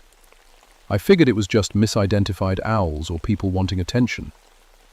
But standing in that valley, surrounded by all those dead birds in their impossible patterns, I felt something I'd never felt before in these mountains. I felt watched. And whatever was watching me wasn't human. The wind picked up, even though the weather report said it would be calm. The trees started making sounds I'd never heard before, not rustling or creaking, but something like whispers, like they were trying to warn me about something. I decided to stay the night and observe the area. Set up camp near my helicopter with all my equipment, night vision scope, radio, flare gun, the works. If something came back to arrange more dead animals, I'd be ready. As the sun went down, the temperature dropped fast. Too fast for October. My breath started showing in the air, and frost began forming on the grass, even though it had been 70 degrees that afternoon. The first sound, a whooshing noise, like massive wings beating the air. But no bird flies at night that could make a sound that big. The whooshing came from overhead, moving in circles around my camp. I grabbed my flashlight and shined it up at the sky. The beam caught something for just a second, something huge and dark, with eyes that glowed red like tail lights. Then it was gone, and the sound faded into the distance. My hands were shaking as I reached for the radio, but when I turned it on, all I got was static. Every frequency, nothing but static. Even my emergency channel was dead. I was alone in those mountains, with something that could kill 10,000 birds in one night. and arranged them in patterns that made my head hurt to look at. Something that was watching me from the darkness with glowing red eyes. And somewhere in my gut, I knew this was just the beginning. The next morning, Dr. Stone arrived with a van full of scientific equipment. She was a small woman with sharp eyes and no patience for nonsense. Tommy came in his old pickup truck, carrying a leather bag that his grandfather had given him. Unauthorized, Rebecca said, pulling on latex gloves. We walked through the death zone together. Rebecca took samples, measured distances, and photographed every pattern. Tommy walked around the edges, studying things I couldn't see. Buffering. The electromagnetic readings are off the charts, Rebecca said, checking her instruments. Whatever killed these birds left behind massive electromagnetic residue. Tommy knelt beside one of the bird circles. These patterns, they're the same ones carved in the old stones. The warning stones my people left to mark dangerous places. Warning about what? I asked. Things that hunt from the sky. Things that shouldn't exist in our world. Rebecca stood up from examining a hawk. David, come look at this. Flashlight's chest had been opened with surgical precision. Not torn or ripped like a predator would do, but cut clean with something incredibly sharp. Inside, every organ was missing except the heart. What kind of animal eats everything but the heart? She asked. No animal I know, I said. What about disease? Parasites? Sluggish, she shook her head. The organs weren't destroyed or consumed. They were removed, harvested. That afternoon we found more dead animals scattered throughout the forest. Deer, rabbits, squirrels, all with the same precise cuts, all missing the same organs, and all arranged in those impossible patterns. We need to call the state wildlife department, Rebecca said. This is beyond anything I've seen. Use the radio, we got nothing but static. Our cell phones showed no signal, even though we were in an area that usually had good coverage. It was like something was blocking all our communications. We should leave, Tommy said. Come back with more people, more protection. Prescribe fingers protection from what? Rebecca asked. We still don't know what we're dealing with. Yes, we do, Tommy said quietly. We just don't want to believe it. Polishing. That night we made camp together for safety. 3 people, 3 flashlights, and 1 campfire. Tommy burned something in the fire that smelled like sage and cedar. He said it would help keep dangerous spirits away. There are old stories, he told us as we sat around the flames. Stories about hunters from the sky realm who come to our world every few generations. They scout for resources, they take what they need, and they prepare the way for others. Safeguard. You're talking about folklore, Rebecca said. We need scientific explanations. Science and folklore aren't always different things, Tommy replied. My grandfather fought these creatures in 1932. His grandfather fought them in 1876. They always come back. Around midnight, the fire started burning lower, despite having plenty of wood. The temperature dropped again, that unnatural cold that made our breath fog even though it was still October. We heard the wing beats. Not one creature this time, but several, flying in formation overhead like some kind of military squadron. I grabbed my night vision scope and looked up. What I saw made my blood freeze. 3 massive shapes flying in perfect triangle formation. Each one was huge, bigger than any bird that ever lived, and they moved with purpose, like they were surveying their territory. Do you see them? I whispered. Rebecca took the scope. She was quiet for a long time, then handed it back without saying anything. Her face had gone pale. Didn't need the scope. They know we're here, he said. They're deciding what to do about us. One of the creatures broke formation and flew lower. As it passed overhead, I could see details that made my stomach turn. It looked almost human, but stretched and wrong. Arms that ended in claws, legs that bent the wrong way, and wings, massive leathery wings that blocked out the stars. Its eyes were the worst part. They glowed red like I'd seen before, but now I could see they were looking right at us, studying us, deciding if we were a threat. The creature let out a sound that wasn't quite a scream and wasn't quite a roar. It was like nothing I'd ever heard, and it seemed to go right through my bones. Every animal in the forest went silent. Then it flew away, rejoining the others as they disappeared over the ridge. "What the hell was that?" Rebecca whispered. "That," Tommy said, "was a scout. They'll be back with more, and next time they won't just observe." We packed up camp and hiked back to our vehicles in the dark. Nobody talked about what we'd seen, but we all knew our lives had just changed forever. We'd seen something that science said couldn't exist, and it had seen us back. As we reached the parking area, Rebecca's equipment started working again. Her electromagnetic detector was going crazy, showing readings unlike anything in her textbooks. Sluggish. "David," she said, staring at the display, "according to this, those things aren't just animals. They're generating electromagnetic fields strong enough to disrupt all our communications. That's not biology, that's technology." I started my truck, eager to get away from these mountains. But as we drove down the winding road, I kept checking my mirrors, because I had the feeling we were being followed by something that flew silently through the darkness above the trees. And I was right. We met the next morning at the ranger station. None of us had slept. Rebecca looked like she'd been staring at data all night, and Tommy seemed older somehow, like seeing those creatures had taken something out of him. "I've been researching similar incidents," Rebecca said, spreading papers across my desk.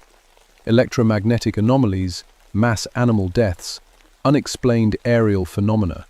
It's happened before, but the reports get buried or dismissed."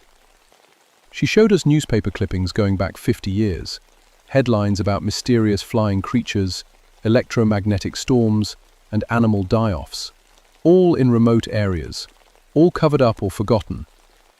"Look at this," she said, pointing to a report from 1936. "West Virginia mining camp. 100 men reported seeing flying devils with glowing red eyes. 3 days later, a mine collapse killed 18 workers. The survivors said the creatures had been circling the mine for weeks." Terrera nodded grimly. 1876, Cherokee Reservation in North Carolina. My great-great-grandfather's journal describes the same things. Called them sky hunters. Said they came before disasters, like they could see the future. "That's impossible," I said. But even as I said it, I remembered the creature's eyes, the way it had looked at us like it knew something we didn't. My radio crackled to life. "Ranger Shadowmere, we have a situation at White Top Mountain. Campers reporting strange noises and equipment failures." I grabbed my keys. "We all go together. Nobody handles this alone." The drive to White Top took 30 minutes through winding mountain roads. The further we went, the quieter the forest became. No birds singing, no squirrels chattering. Even the insects had gone silent. We found the campsite easily enough. 3 tents still set up, but no people. Their campfire was cold, like it had been out for hours. But their coffee was still warm. "Hello?" I called out. "Forest Service! Anyone here?" Tommy was examining the ground around the tents. "Look at this," he said. The dirt around the campsite was marked with strange impressions, not quite footprints, but close. They were huge, bigger than any human foot, and shaped wrong, like someone had walked on legs that bent backward. Rebecca was checking the abandoned equipment. "Their radio is fried," she said, "completely dead. And look at this." She held up a camera. The back was open, and all the film had been exposed to light. Not just pulled out, but exposed with the precision of someone who knew exactly what they were doing. They don't want evidence, I realized. Whatever took these people, it's smart enough to destroy proof. A sound echoed from the ridge above us. That same inhuman cry we'd heard the night before, but closer, much closer. "We need to leave, now," Tommy said. But as we turned to go back to our vehicles, we found our path blocked. A creature stood between us and the parking area. It was even bigger than I'd thought, nearly 8 feet tall, with wings folded against its back like a massive cloak. Its red eyes fixed on us, with intelligence that was definitely not animal. "Nobody move," I whispered. "Don't run. Don't make sudden movements." The creature tilted its head, studying us. It took a step forward, and I could see its feet clearly now. They weren't feet at all, but claws, like a bird of prey, designed for grabbing and carrying. Relics. Rebecca made a small noise in her throat. The creature's head snapped toward her instantly. Its eyes began to glow brighter, and I felt something pressing against my mind. Images flooded my head. Not my memories, but someone else's, or something else's. I saw the campsite from above, like I was flying. I watched the campers run in terror as shapes descended from the sky. I saw them being lifted into the air, their screams cut short as they disappeared into the darkness. And I saw something else. More creatures, dozens of them, hidden in caves throughout the mountains, waiting, breeding, growing stronger. The vision ended abruptly. The creature spread its wings, easily 15 feet across, and launched itself into the air. The downdraft knocked us all to the ground, and by the time I got back to my feet, it was gone. Rebecca gasped. "Did you see what it showed us?" Tommy was already moving toward our trucks. "We need to get to the Cherokee Council, now. This is bigger than just a few missing campers." As we drove away from White Top, I couldn't stop thinking about what I'd seen in that vision. The creature had shown me its memories on purpose. It wanted me to know what was coming. They weren't just random killers. They were organized. They had a plan. And we were running out of time to stop it. That evening, Tommy took us to meet his uncle, William Youngwolf, who served on the Cherokee Tribal Council. The old man listened to our story without interruption, his weathered face growing more serious with each detail. "The time of choosing has come again," he said when we finished. "Every generation, we must decide whether to fight or hide. Your generation's turn has arrived." He led us to a room filled with old artifacts, weapons, stones carved with symbols, and books written in Cherokee syllabary. "These creatures are not from our world," he explained. "They come from a place where the sky touches other skies. They use our mountains as hunting grounds and breeding sites, and every time they come, they're stronger than before." Rebecca studied the carved stones. "These symbols, they match the patterns we found with the dead birds." William said, "Maps, breeding territory markers. They're claiming this land." "How do we fight them?" I asked. The old man smiled grimly, the same way my ancestors did, with courage, wisdom, and weapons they don't expect. An ancient wooden box, and pulled out what looked like an arrowhead made of black stone. But when I touched it, electricity seemed to run up my arm. "These were made for hunting sky demons," William said. "We'll need to make more, many more." Outside, something roared in the distance. Then another roar answered from a different direction, and another. They were calling to each other across the mountains, coordinating, preparing for something big. "How many are there?" Rebecca asked. William closed his eyes and listened to the sounds echoing through the darkness. "Enough," he said quietly. "More than enough." The attack started 3 days later.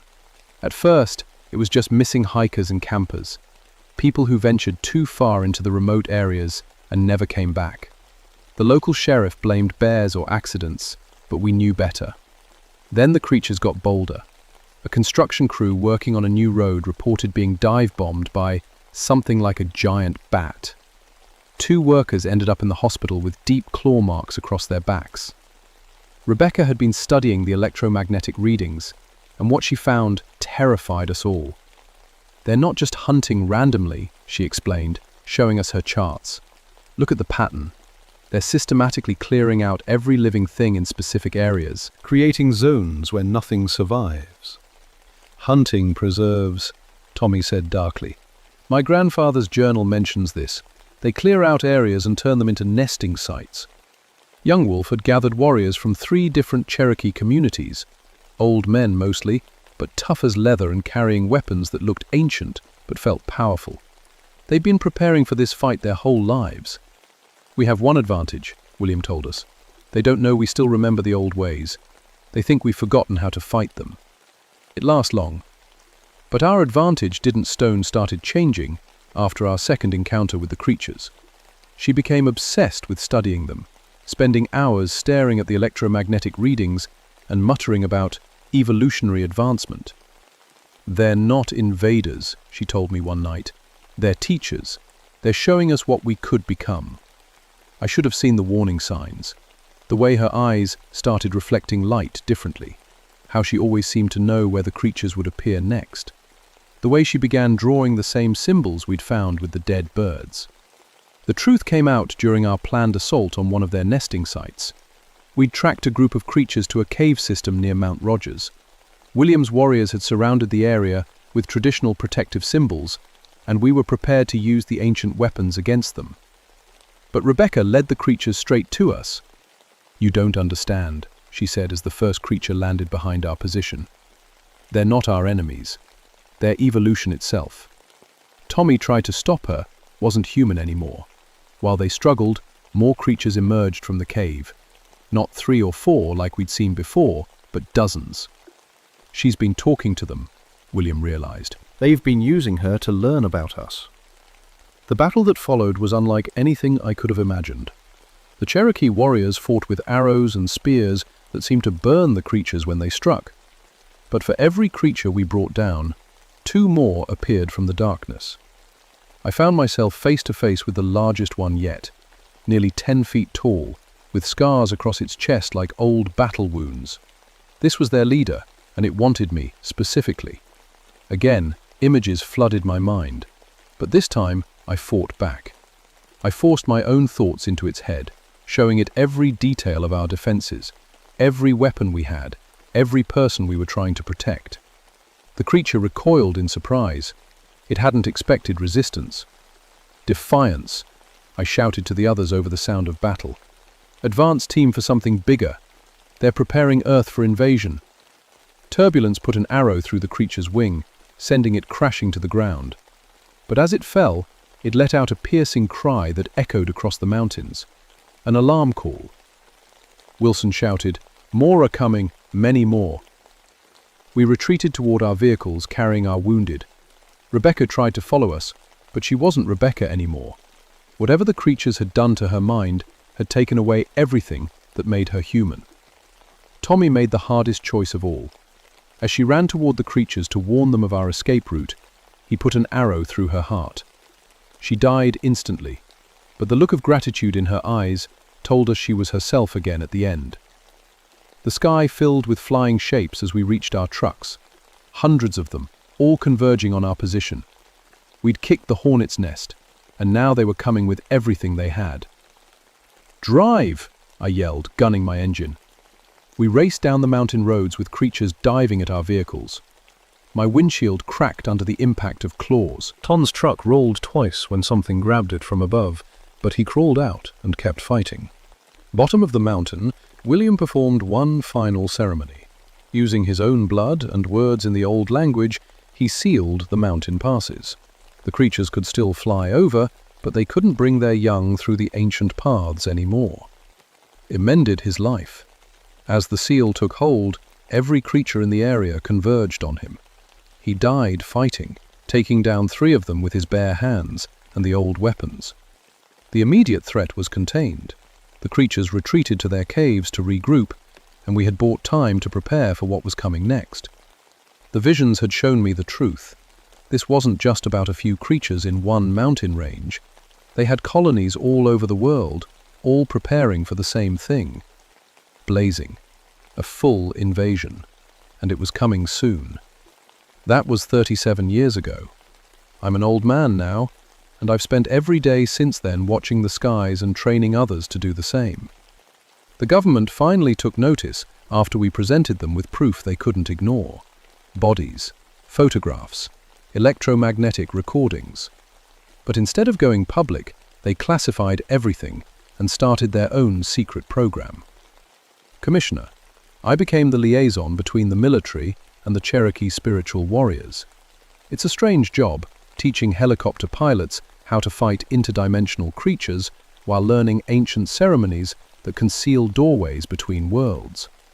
Tommy survived that night on the mountain, though he carries scars that never fully healed.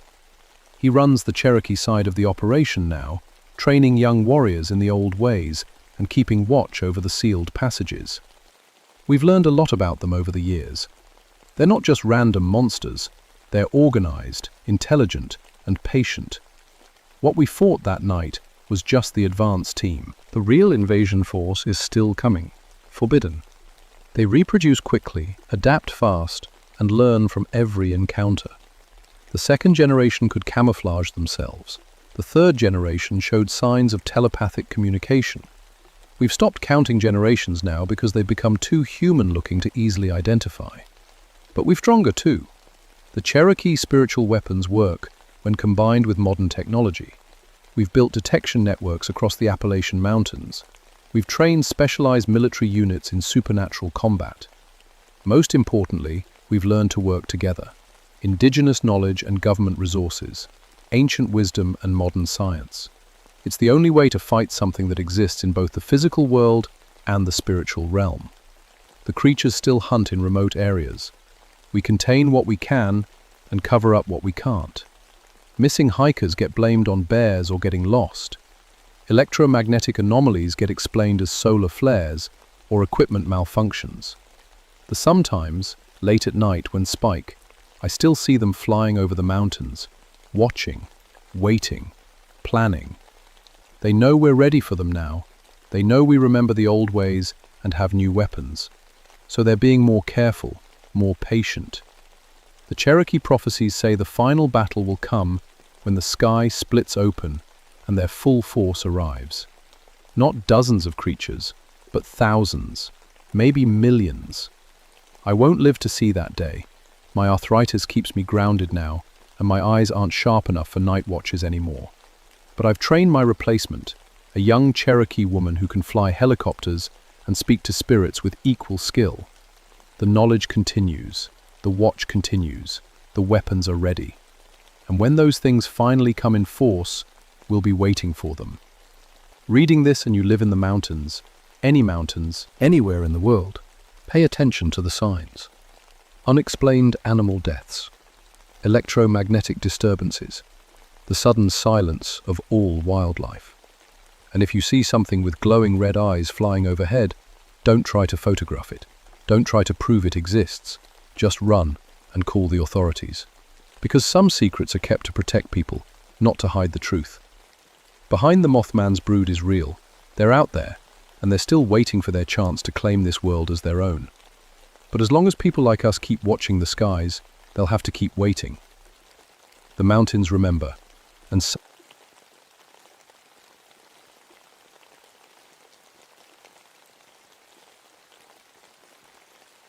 My name is Ernest Crowfeather, and I've been a park ranger at Great Smoky Mountains National Park for 12 years. People always ask about the name, half Cherokee from my wife Lucy's side, half Irish stubbornness from my father's. The Cherokee part matters more than I knew back in 1959, but I'm getting ahead of myself. I was 34 then, with 2 kids and a job I loved. Lucy would pack me coffee in a thermos every morning, black as mountain soil, and I'd head out to patrol trails most folks never see. 25 miles from the nearest town, up where the old-growth forest still stands thick and quiet.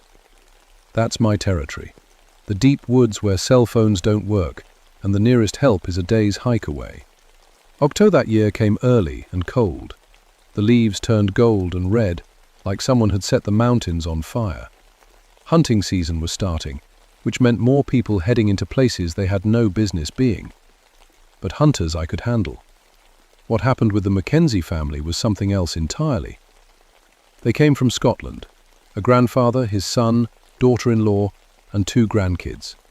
Good people by all accounts.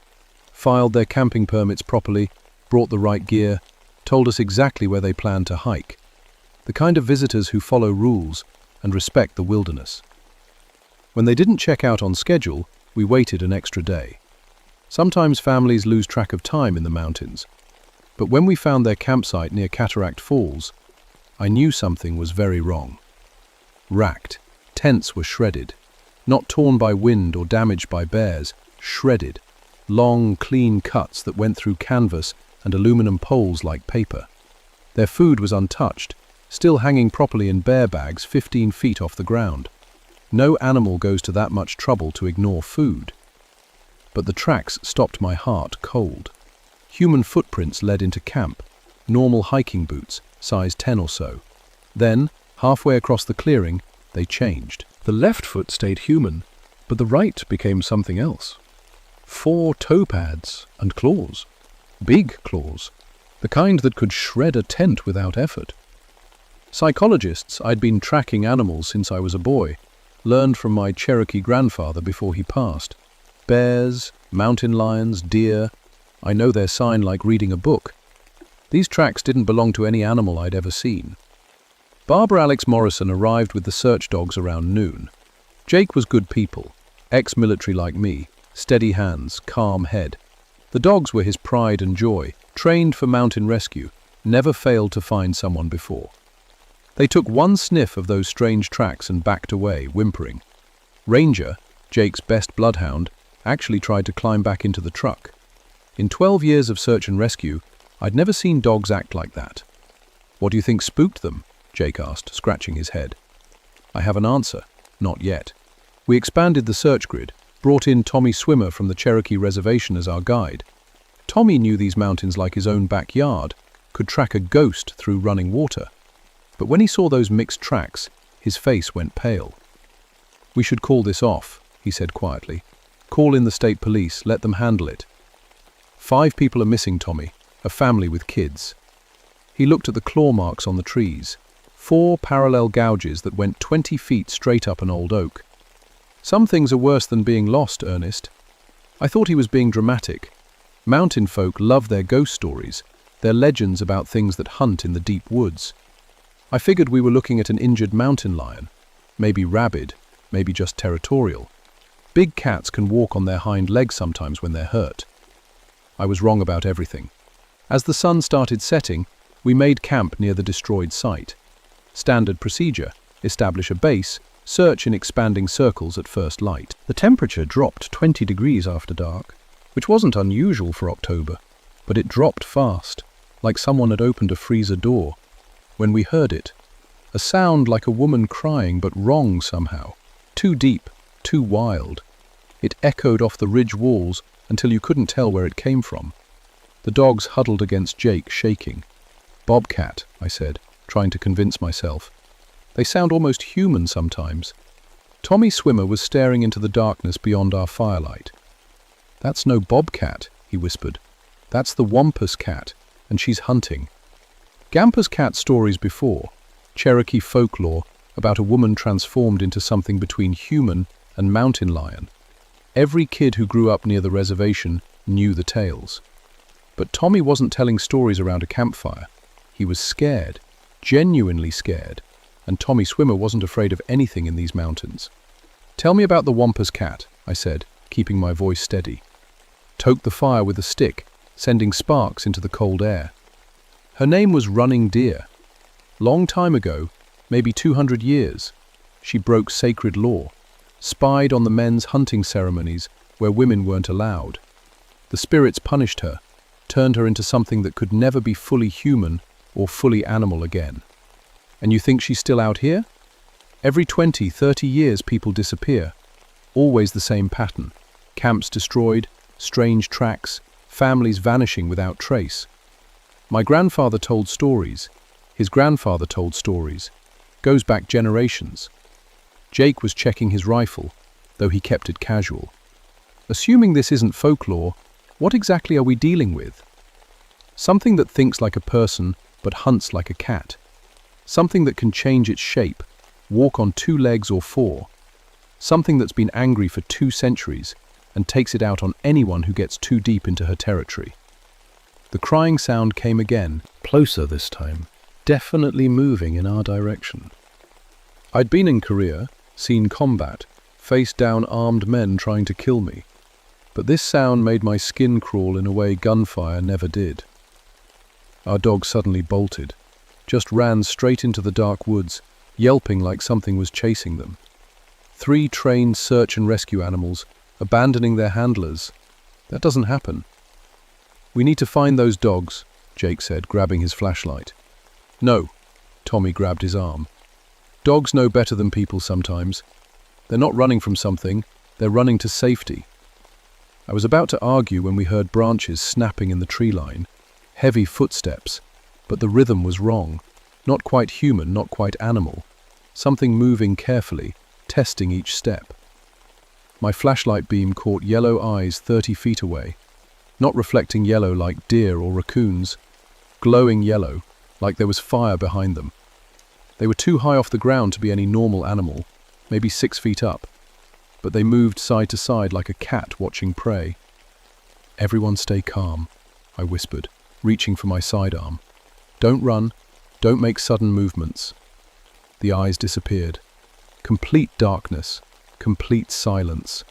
Even the normal night sounds, owls, insects, small animals moving through leaves, everything stopped.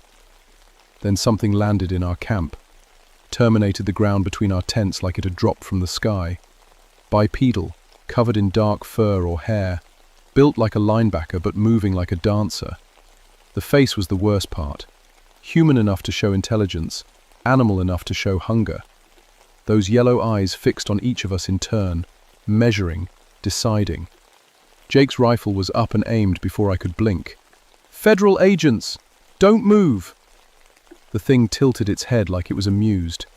When it spoke, the voice was female, accented, but with an undertone that made my teeth ache. "Acknowledgement.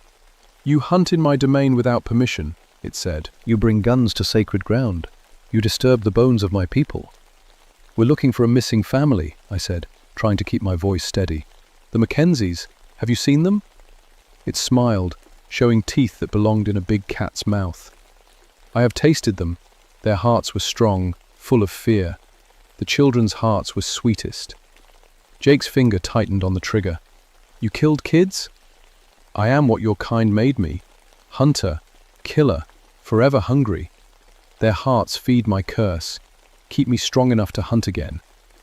Indifferent, I'd seen death before, dealt with murders and accidents in my years as a ranger. But the casual way it talked about killing children hit me like a physical blow.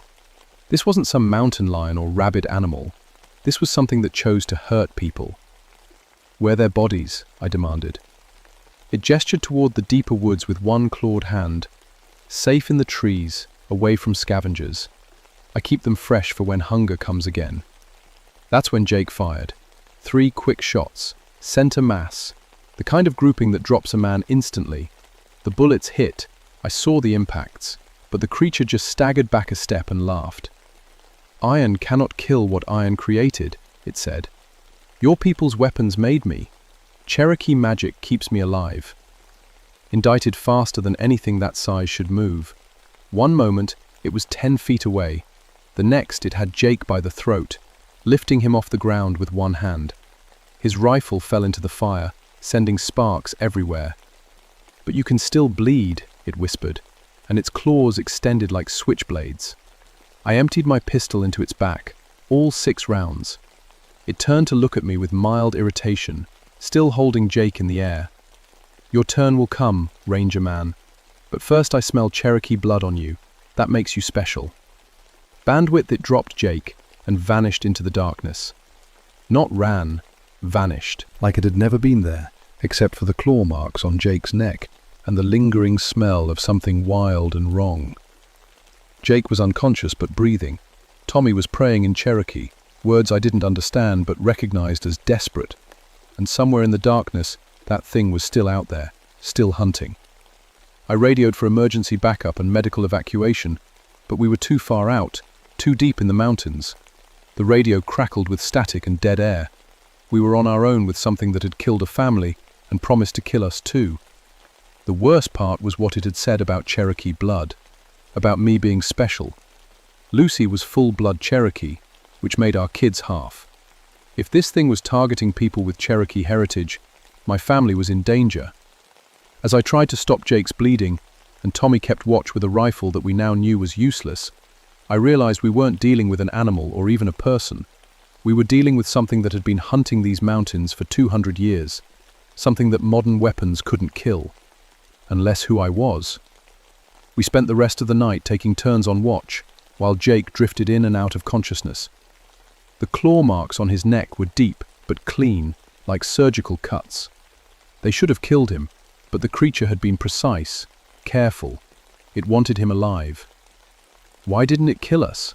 I asked Tommy during his watch shift. "Maybe it's not time yet. Maybe it's playing with us." He was carving something into a piece of oak with his hunting knife.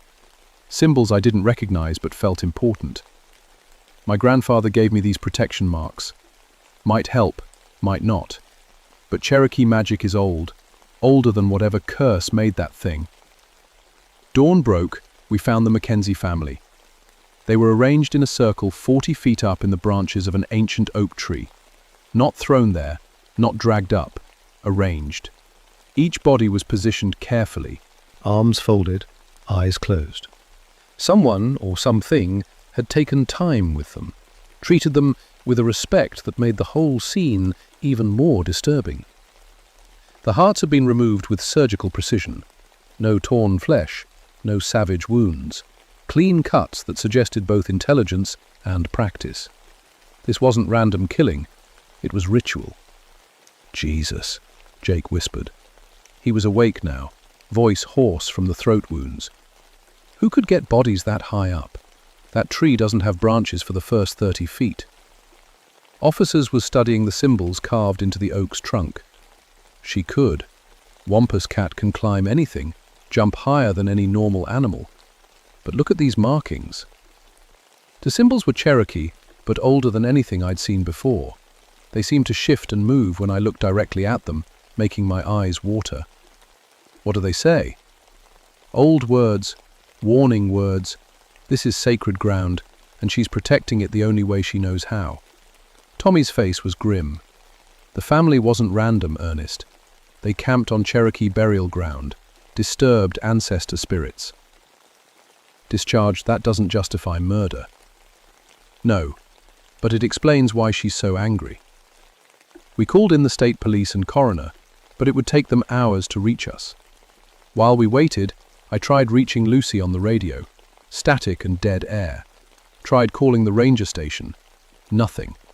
Communications are down across the entire grid, Jake reported. Whatever that thing is, it's jamming our signals somehow.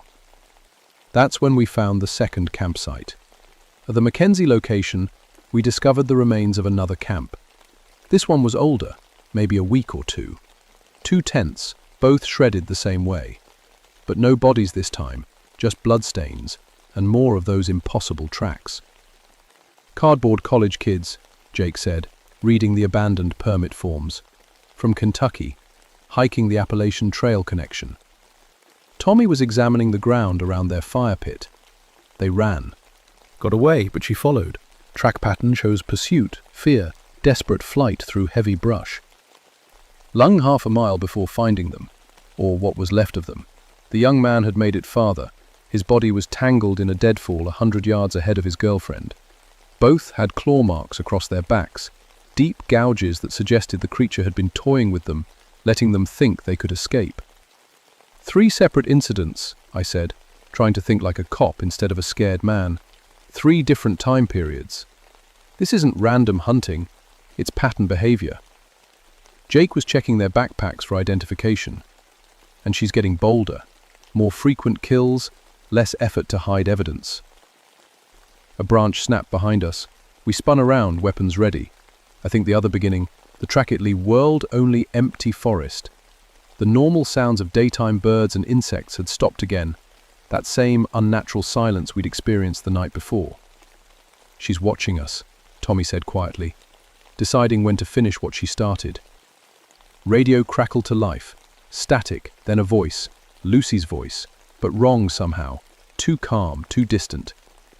"Ernest? Ernest, are you there? Something's wrong at home. Something's watching the children." "Where are you? Are you safe?" Disappointment. "The windows, Ernest. She's at the windows, looking in. Yellow eyes, just watching. The kids are scared."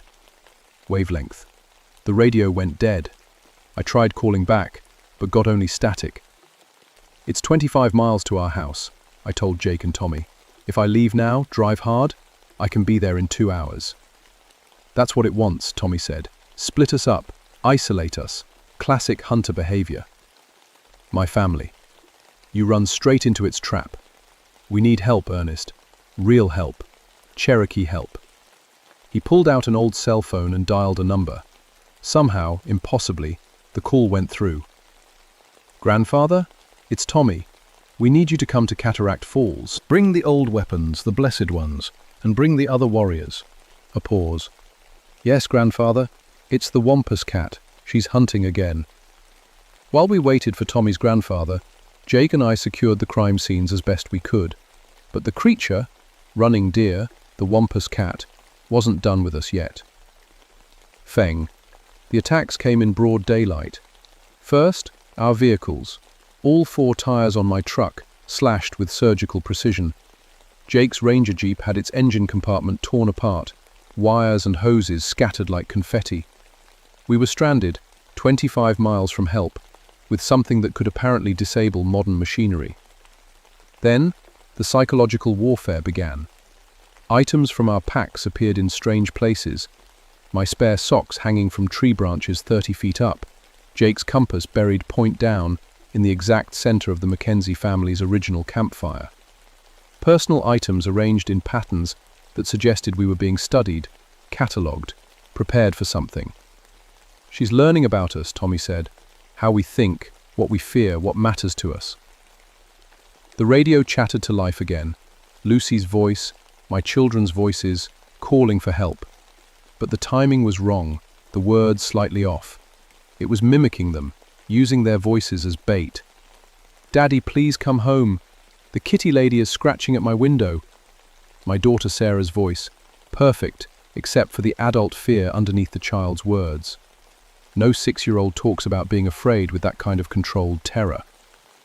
Jake said, but I was already reaching for the radio. Don't respond, Tommy warned. It's studying your voice patterns, learning how you communicate with family. Anything you say, it can use against them later. As afternoon shadows grew longer, we heard vehicles approaching. Tommy's grandfather, Joseph Swimmer, along with 3 other Cherokee men I didn't recognize. They came armed with weapons I'd never seen before. Traditional bows, arrows tipped with what looked like carved bone, knives that seemed to drink in sunlight. Ernest Crowfeather, Joseph said, looking me up and down with sharp eyes. Lucy's husband. Your bloodline runs deep in Cherokee history, deeper than you know. Unrecognized.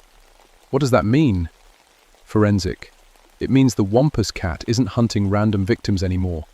It's hunting specific bloodlines. And yours connects directly to the woman who became the curse.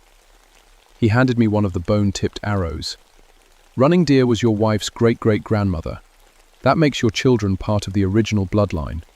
The Wampus cat isn't just killing for territory now. It's trying to complete a family curse that's been waiting 200 years. Earthly, everything clicked into place.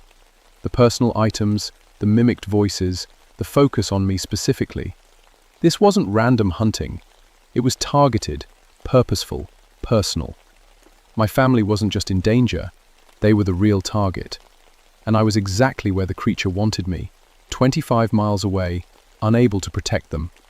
Joseph Swimmer spread an old hide map across a fallen log, marking locations with charcoal. Running deer was cursed at this exact spot, he said, pointing to where we stood. Her spirit is bound to these mountains, but her power grows stronger when she feeds on her own bloodline. You're saying she's been hunting her own descendants for 200 years? The curse demands it. Every generation, she must take hearts from her bloodline or lose her form completely. Your children represent the latest generation. If she kills them, the curse becomes permanent. If she doesn't, he looked grim. The Cherokee spirits that punished her will finally be able to drag her soul to judgment. Jake was studying the Cherokee weapons with professional interest. So what's the plan? These arrows can kill something our rifles can't touch? Blessed by 7 generations of Cherokee spiritual warriors, tipped with bone from the sacred burial ground she violated. They can wound her, maybe kill her, but only if used correctly. Tommy's radio crackled. Tommy, this is Ranger Station. We've got reports of a break-in at the Crowfeather residence. Local police are responding, but... Static. Jesus, what happened to the patrol car? Mailbox. My heart stopped. We need to go. Now. That's exactly what she wants, Joseph said firmly. pull you away from the spiritual anchor point, fight her on ground of her choosing. The curse started here. It has to end here. My family. Disconnect. Will die if you fail here. But there's something else you need to know. Joseph's voice was heavy with old sorrow. The curse can only be broken by willing sacrifice from the bloodline. Someone with running deer's blood has to choose to die human rather than live as monster. The implication hit me like a physical blow. Lucy. She's already changing, isn't she? Strange dreams, enhanced senses, moments of rage that don't feel like her own? I thought about the past few weeks. Lucy's night terrors, the way she'd started avoiding mirrors, her sudden ability to track animals by scent alone. Signs I'd missed or ignored. The Wampus cat's presence triggers the transformation in blood relatives, Joseph continued. Your wife is becoming what running deer became. The only way to stop it is through ritual sacrifice before the change completes. A scream echoed across the mountains, not the creature's hunting cry, but something new. Pain, rage, and desperation mixed together. It was coming from the direction of our house. Prohibited. We're out of time, I said. Joseph gathered his warriors. Then we finish this. Cherokee Way. Participates. The battle began before we reached the ritual site. She came at us through the trees like liquid shadow, moving too fast for human eyes to track properly. The younger Cherokee warriors had positioned themselves in a traditional hunting formation, but the Wampus cat had been fighting their ancestors for 2 centuries. She knew their tactics. The first warrior went down with claw marks across his chest. Not killed. She was still being precise, still making choices about who died when. But the message was clear. She could end any of us whenever she chose. Spread out, Joseph shouted. Don't let her corner you. Use the blessed ground.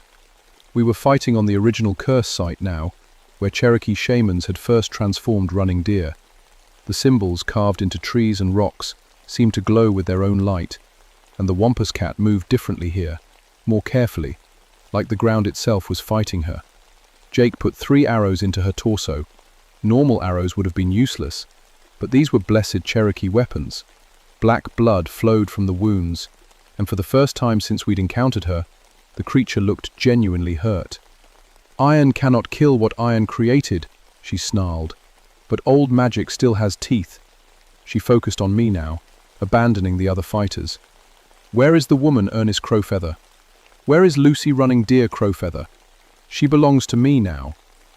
She belongs to herself. Does she? Check your radio, Ranger Man. Listen to what she's becoming.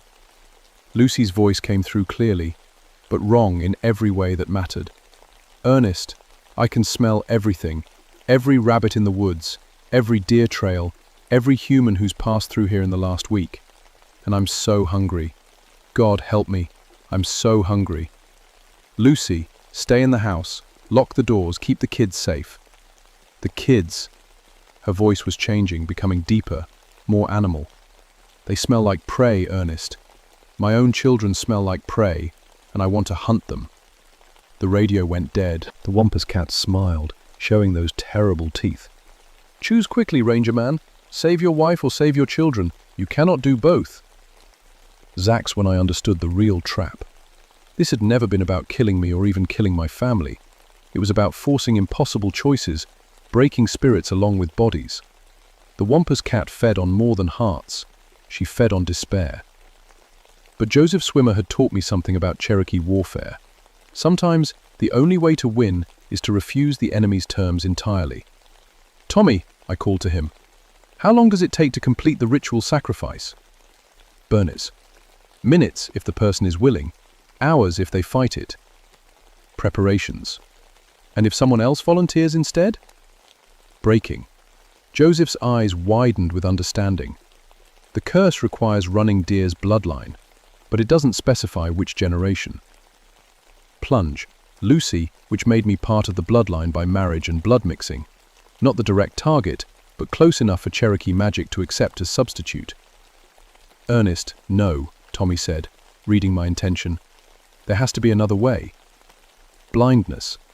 Lucy keeps her humanity, my kids stay safe, and this thing stops hunting forever. Seems like good math to me. The Wampus cat had been listening to our conversation. Now she looked uncertain for the first time, like her 200-year plan was coming apart. "Meaningless! You cannot cheat the curse!" she roared.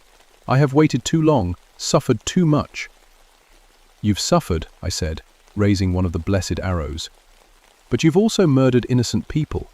Time to balance the books." Mucked and I drove the arrow into my own chest, just below the heart.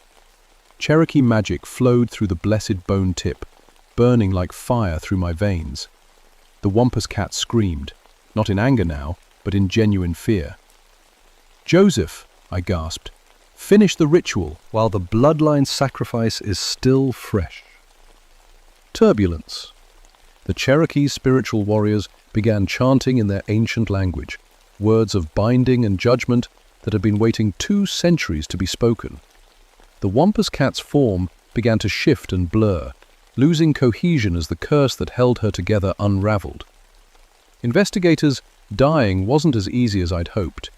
The arrow wound should have killed me in minutes, but Cherokee magic doesn't follow medical rules. Instead of bleeding out, I felt the curse energy flowing through me, showing me 200 years of Running Deer's memories. Her violation of sacred law, her punishment, her endless hunger and rage, and her regret, deep, terrible regret that had grown stronger with each kill, each family destroyed. "Help me," she whispered as her form continued dissolving. "I never wanted this. They made me into monster, but I never wanted to hurt children." Through the curse connection, I could feel her true nature. Not the predator we'd been fighting, but a woman trapped in a nightmare of her own making. The Cherokee shamans had punished her violation of sacred law by turning her into everything she'd feared most. "The ritual," Joseph said urgently. "You have to complete it willingly, Ernest. Accept the curse transfer before you die." Tommy, then at Jake, finally at Joseph. "If I take on her curse, what happens to me?" "You become the guardian instead of the hunter. The curse changes from punishment to responsibility. You protect the sacred sites instead of killing those who violate them." It wasn't death, but it wasn't life as I'd known it either. Still, it was better than letting my family face transformation or letting other families face what the Mackenzies had endured. "I accept," I said. The gan immediately. Power flowed into me as it drained from Running Deer, but it felt different, controlled, purposeful, protective instead of predatory. My senses sharpened until I could hear heartbeats from a mile away, smell individual human scents from hours ago. But the hunger was manageable, directed toward protecting rather than killing. Running Deer's form collapsed completely, revealing the ancient bones of the original Cherokee woman. Joseph and his warriors began the traditional burial ceremony, finally laying her spirit to rest after 2 centuries of torment. "Sluggish," I said into my radio.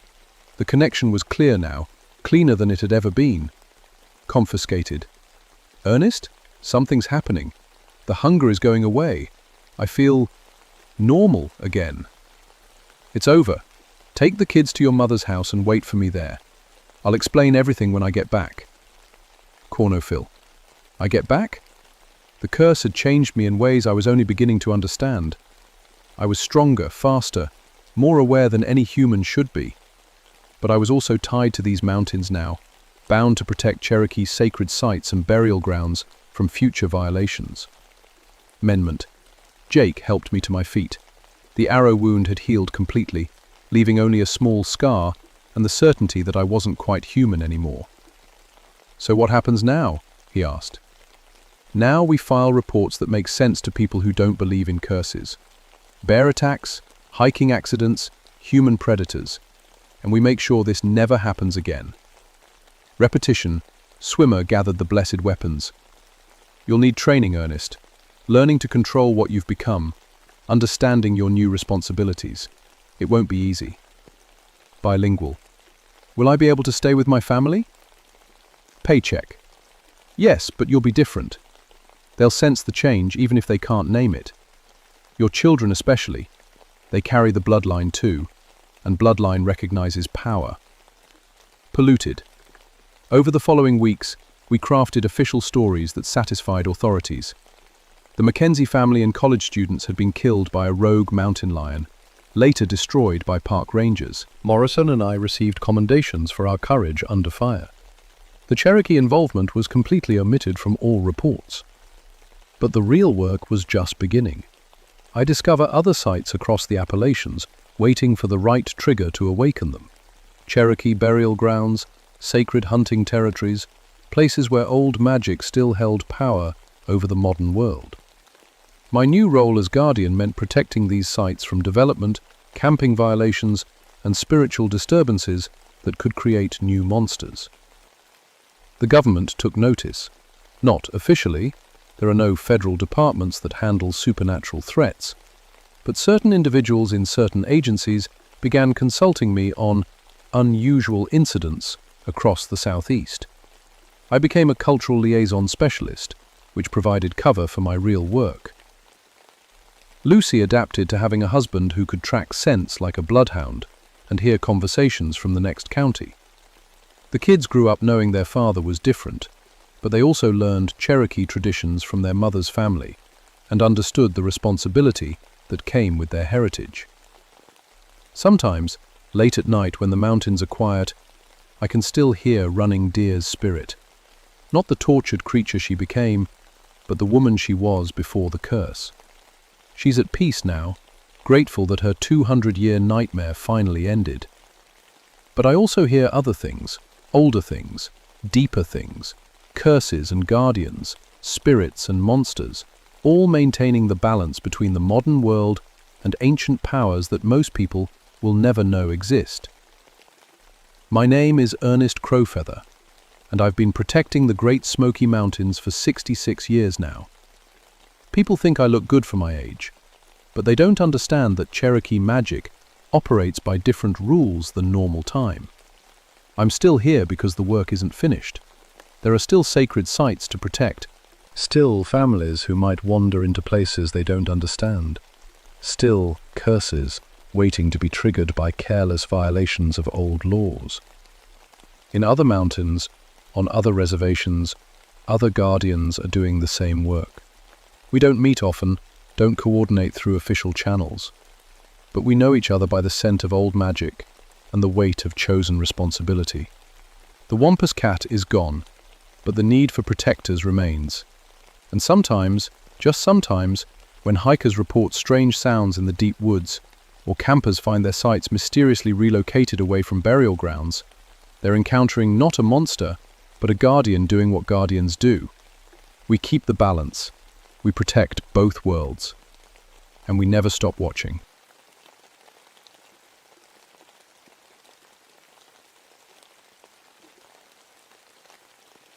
My name is Rebecca Hollaback, and I've been a park ranger at Cumberland Gap for 8 years now. People always ask about my last name. Sounds made up, right? But it's real, from way back in my family tree. I specialize in the historical sites around here, especially the old settlements tucked away in these mountains where most folks never go. 1995 was colder than usual. The leaves had already fallen, leaving the trees bare and making it easier to spot things that had been hidden all summer. I was driving the back roads near Vardy Valley when the call came in about the missing research team. "Rebecca, we got a problem," my supervisor Jim crackled through the radio. "University of Virginia sent a DNA research team up to study some old Melungeon sites. They were supposed to check in 3 days ago." The Melungeons. I knew about them from my anthropology studies. They were this mysterious group of people who lived in these mountains for hundreds of years. Nobody knew exactly where they came from.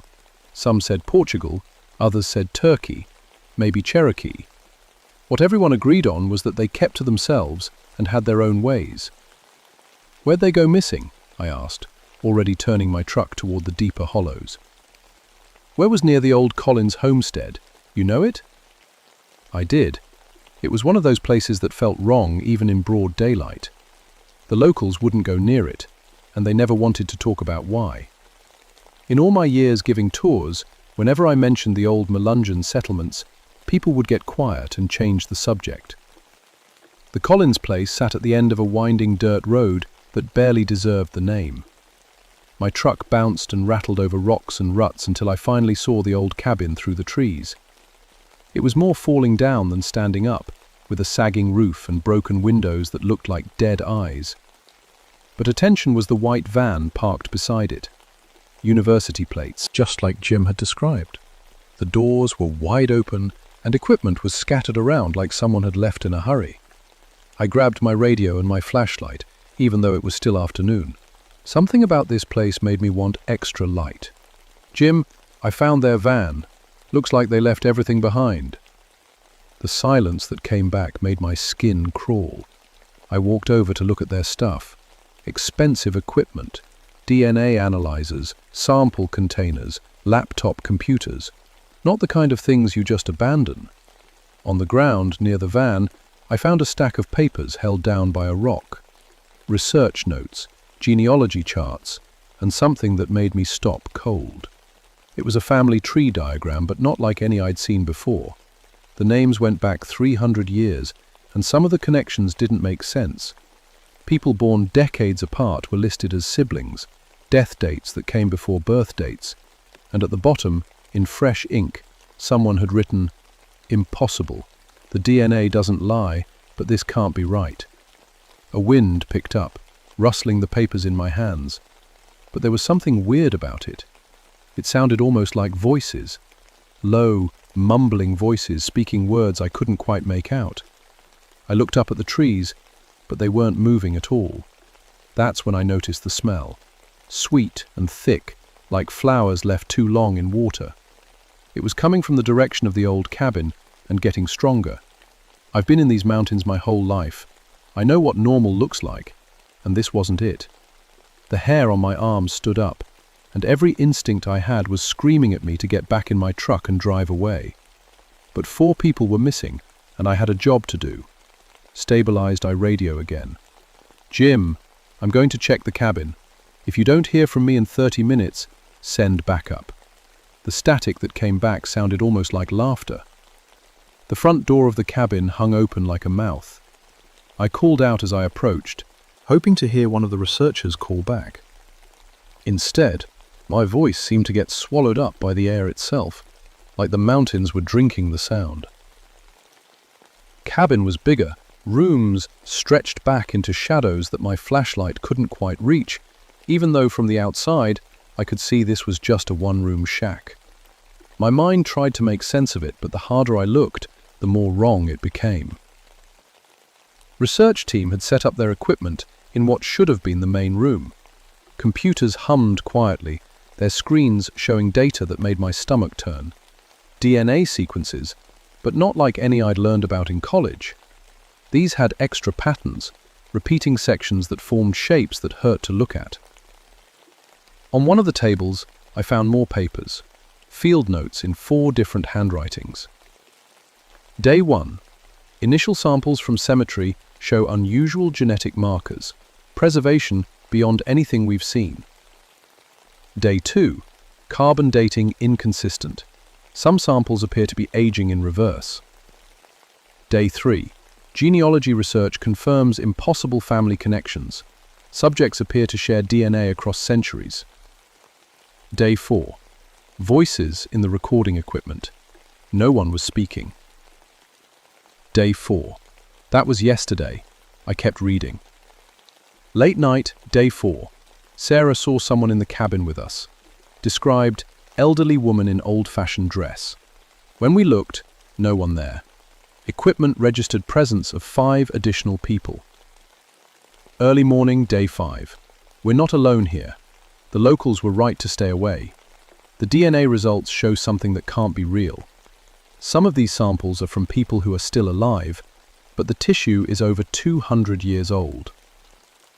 The last entry was in shaky handwriting. Frustrations. They're all here. All of them. Every generation standing together. They're trying to tell us something, but we can't understand. Going to try voice recordings. I found their audio equipment still running. When I hit playback, my heart nearly stopped.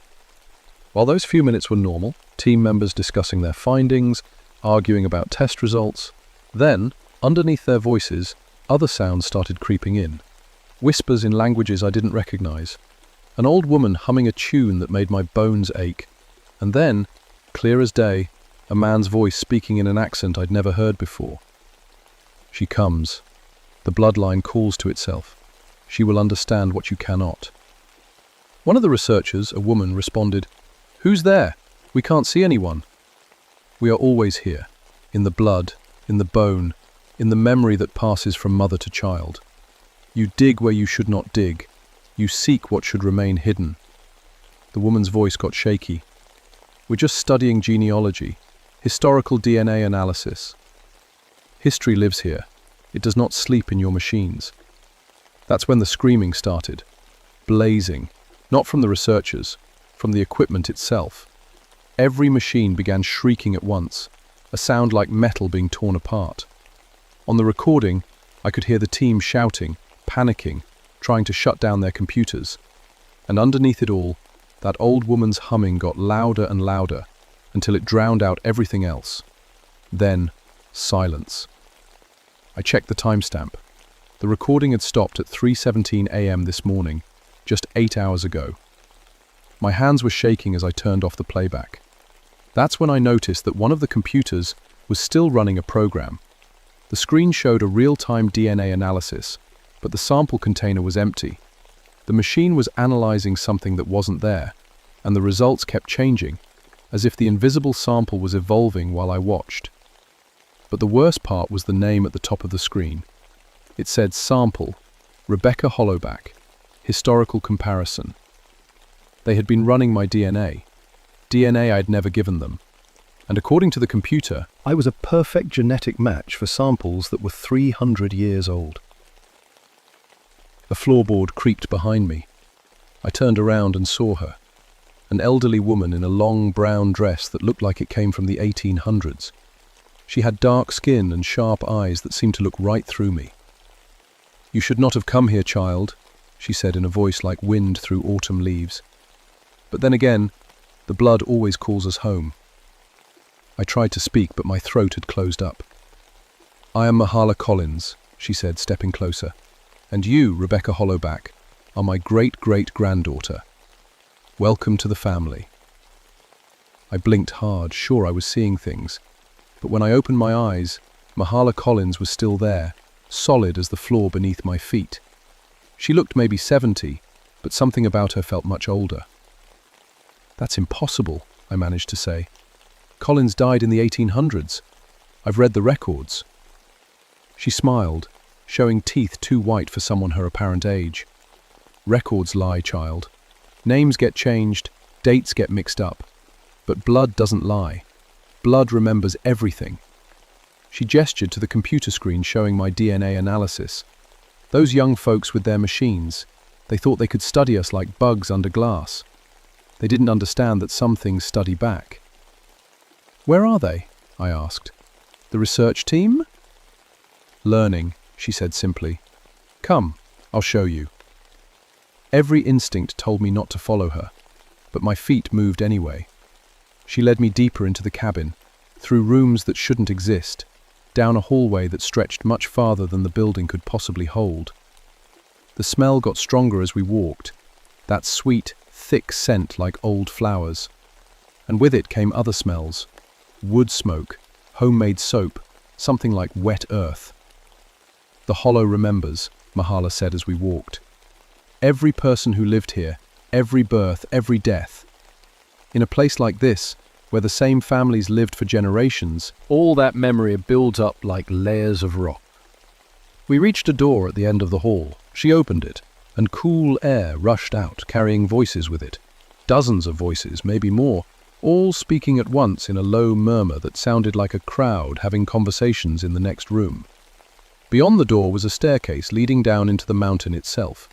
The walls were natural stone, but carved with symbols that hurt to look at directly. And lining the stairs, like some kind of honor guard, were people. Men, women, children, all dressed in clothes from different time periods. Some wore rough homespun from the 1700s. Others had the simple dresses and work shirts of the early 1900s. All of them had the same dark eyes, the same mix of features that didn't quite fit any one race. All of them were dead. I could tell because they were slightly transparent, and because some of them had wounds or signs of sickness that should have killed them long ago. But they watched me with intelligence, with purpose. The Melungeon families, Mahala explained. We were never just one thing, not Cherokee, not African, not European. We were something new, something that scared people because they couldn't put us in a box, so they tried to make us disappear. As we walked down the stairs, the dead people turned to follow our progress. I heard whispers in that strange accent from the recording, words I couldn't understand, but that made my chest feel tight. They forced us into these mountains, Mahala continued, took our children away, said our marriages weren't legal, told us we couldn't own land. Some families gave up, tried to pass as white or Cherokee or whatever would keep them safe. But some of us, we went deeper. We found ways to stay connected. The staircase opened into a huge underground chamber, and there, arranged in a circle on the stone floor, were the 4 missing researchers. They were alive but wrong. Their hair had gone completely white, and their skin was wrinkled like they'd aged 50 years in a day. They sat perfectly still, eyes closed, while that low, humming sound came from their throats. "What did you do to them?" I whispered. "Gave them what they wanted," Mahala said. "Knowledge. They wanted to understand our genealogy, so we showed them. All of it. 300 years of family history, experienced all at once." One of the researchers opened her eyes and looked at me. When she spoke, it wasn't in her own voice, but in the same accent I'd heard on the recording. "Tell them," she said. "Tell them we are still here. Tell them the blood remembers." Then her eyes rolled back and she started humming again. "They're stuck," I said, understanding flooding through me. "They're experiencing all those memories at the same time." "The mind can only hold so much," Mahala agreed. "But you're different. You have the blood. You can handle it." She reached out and took my hand. Her skin felt warm, too warm, like she was running a fever. The moment she touched me, the world exploded. Suddenly, I was a young woman in 1847, hiding in these same caves, while men with torches searched for my children. Then I was a teenager in 1923, watching government officials come to measure our heads and declare us not white enough for the schools. Then I was a mother in 1956, holding a baby who had been born with eyes that saw things that weren't there. Remember after memory crashed through my mind, generations of persecution, of families torn apart, of people who learned to hide their true nature to survive. But underneath it all was something else. Power. The ability to see across time, to communicate with the dead, to know things that happened far away. "We are not just people," Mahala's voice came from everywhere and nowhere. "We are a bridge between worlds." The government knows this. They've always known. That's why they try so hard to make us disappear. Investigators shifted. I saw men in suits with government badges, taking notes about genetic anomalies and supernatural bloodlines. I saw laboratories where they experimented on Melungeon children. I saw files labelled Project Hollow, with photos of my own ancestors. "The team?" I gasped, still seeing flashes of other lives. "They weren't just university researchers." "No," Mahala said. "They were scouts. The government wants to study us again, like they did before. But this time, we're ready."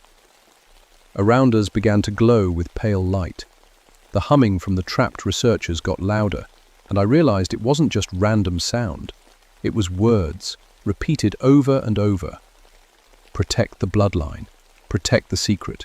Let none pass who would do us harm." And that's when I heard the vehicles outside. Multiple engines, heavy tires on the dirt road. Through the stone walls, I could somehow see them. Black SUVs with government plates.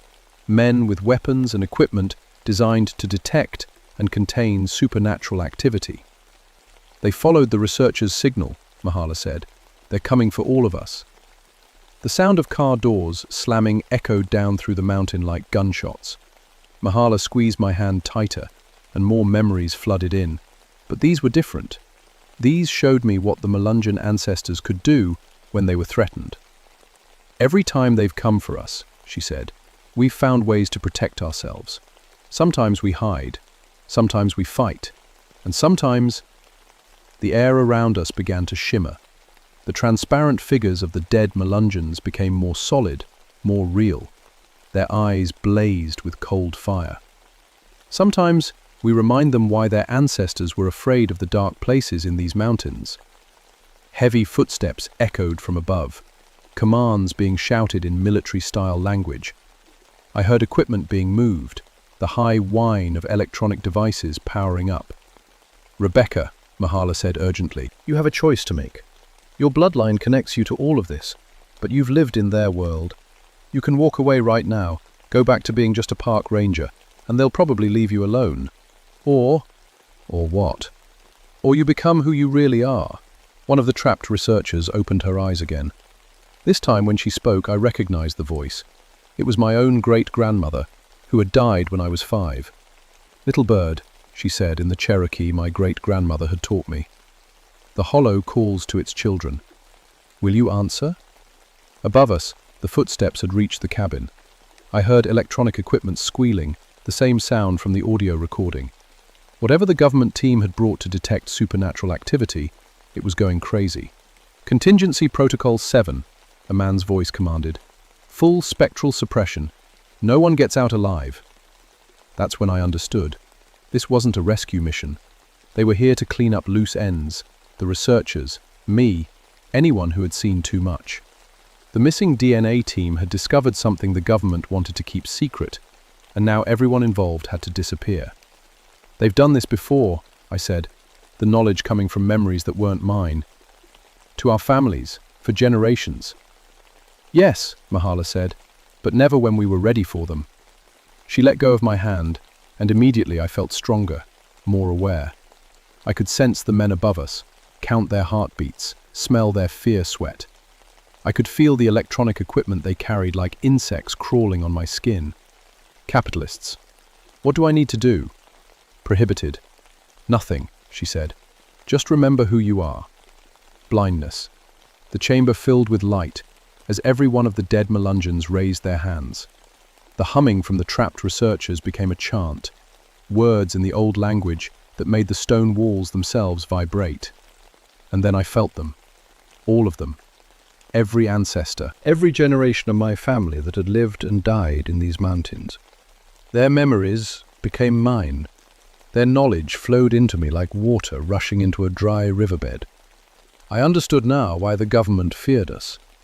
We weren't just people with unusual DNA.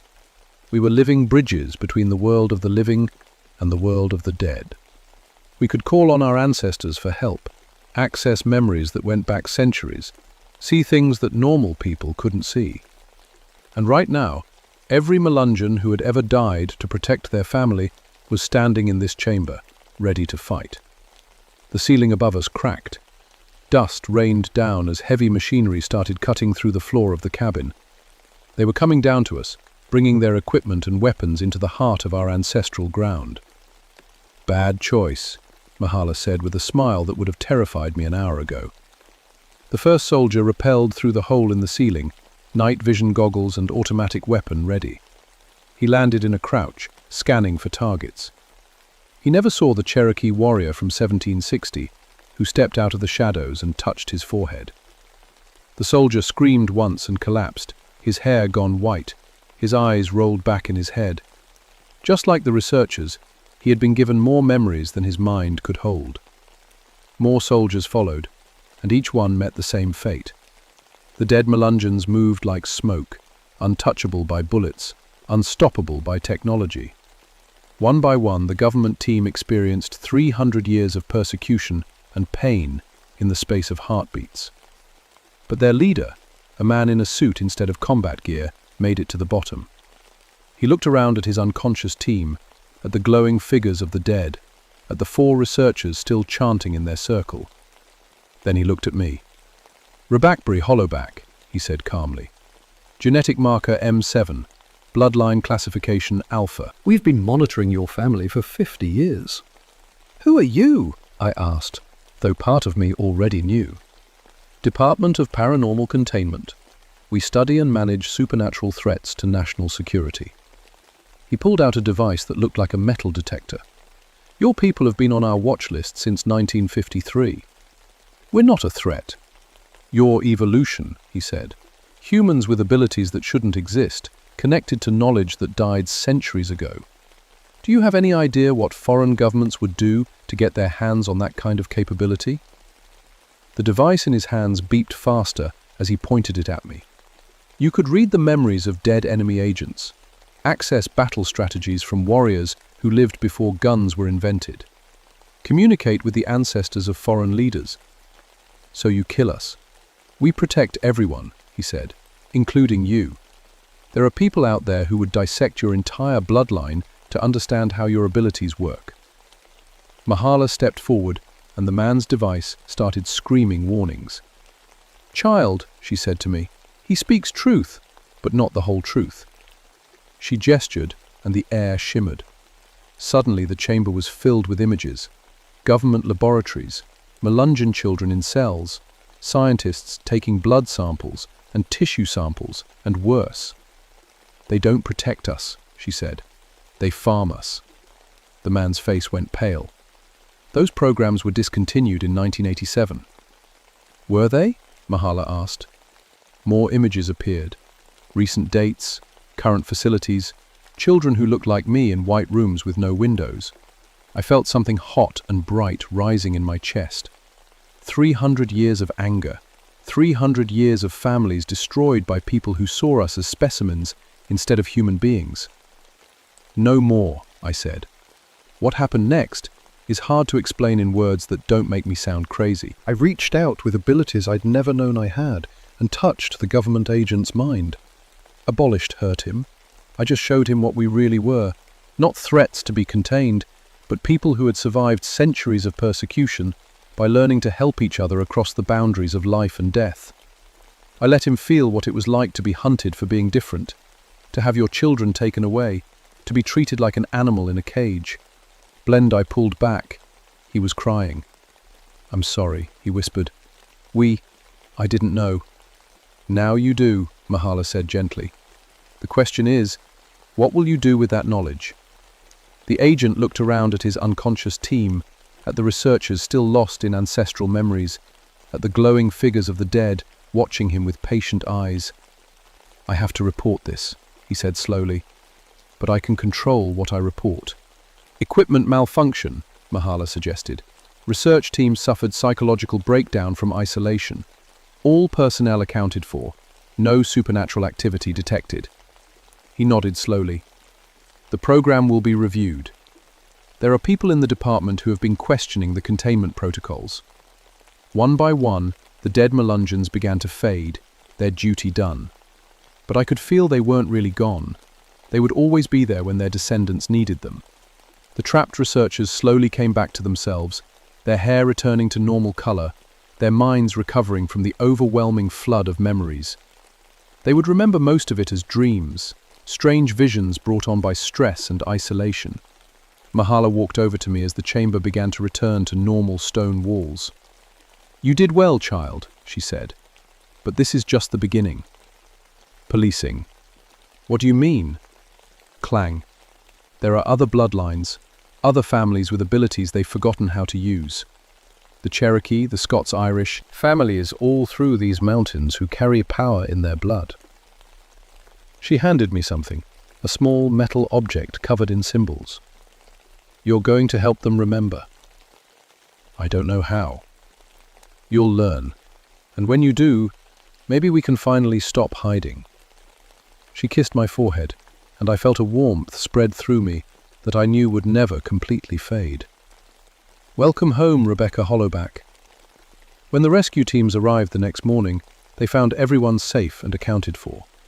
The research team had no memory of anything supernatural, just a few days of confusing data and equipment failures.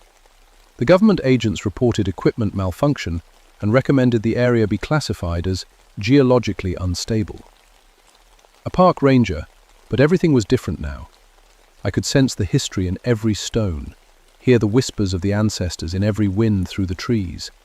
And sometimes, late at night when I was alone on patrol, I would see them, figures in old-fashioned clothes watching over their descendants, making sure the hollow stayed protected. 3:43 3 months later, I got a call from a woman in North Carolina. Her family had been experiencing strange dreams, seeing ancestors they'd never met. She'd somehow gotten my number and heard I might understand. I drove down to meet her the next weekend.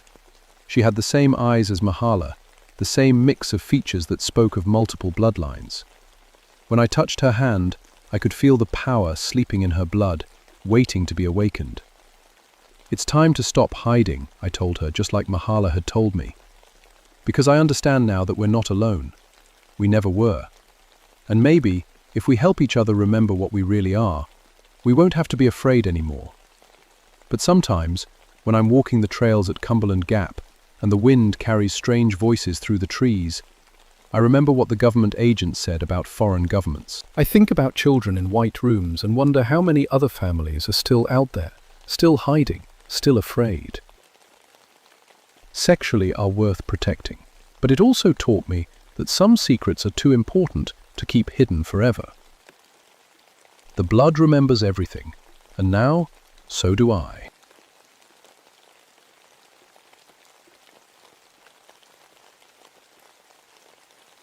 My name is Margaret Stormcrow, and I've been a park ranger in North Carolina's Blue Ridge Mountains for 9 years. People always ask about my last name. It comes from my grandmother's Cherokee blood, though most folks just see a white woman in a green uniform. In 1976, I was 31 and the only female ranger in our district. I loved my job, even when it meant dealing with bears in campgrounds or tracking down poachers in the backcountry. That August was different, though. The drought had been going on for 3 weeks, and the forest felt wrong somehow. Animals were acting strange, deer coming down to the roads in broad daylight, birds flying in weird patterns. But what really got my attention was the livestock. 47 animals dead in 2 weeks. Cows, goats, even some horses. All of them drained of blood through 2 perfect holes in their necks. No struggle marks, no tracks around the bodies except for the normal farm animals. The farmers were scared and getting angry. I remember the first call came in from Bill Henderson's farm, just outside the national forest boundary. I drove my truck up the winding mountain road, thinking it was probably wild dogs or maybe a sick bear. Bill met me at his gate, his face white as paper. "Kamal have seen, Margaret," he said, leading me toward his pasture. "Look at this."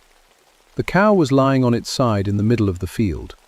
At first glance, it looked like it was just sleeping, but when I got closer, I saw the 2 holes. Perfect circles, about an inch apart, right where the neck met the shoulder. The animal looked empty, like someone had drained all the life out of it. I knelt down and examined the wounds. No tearing, no ragged edges. They were clean, almost surgical. The grass around the cow was undisturbed. Whatever did this had been very careful. "Any tracks?" I asked Bill. He shook his head. "That's the strangest part. I checked everywhere. Nothing. It's like the thing flew in and flew out." I took pictures and collected some samples, though I wasn't sure what I was looking for. In my 9 years as a ranger, I'd seen bears tear apart livestock, and I'd seen what wild dogs could do. This was neither. Over the next few days, more calls came in. Same thing every time.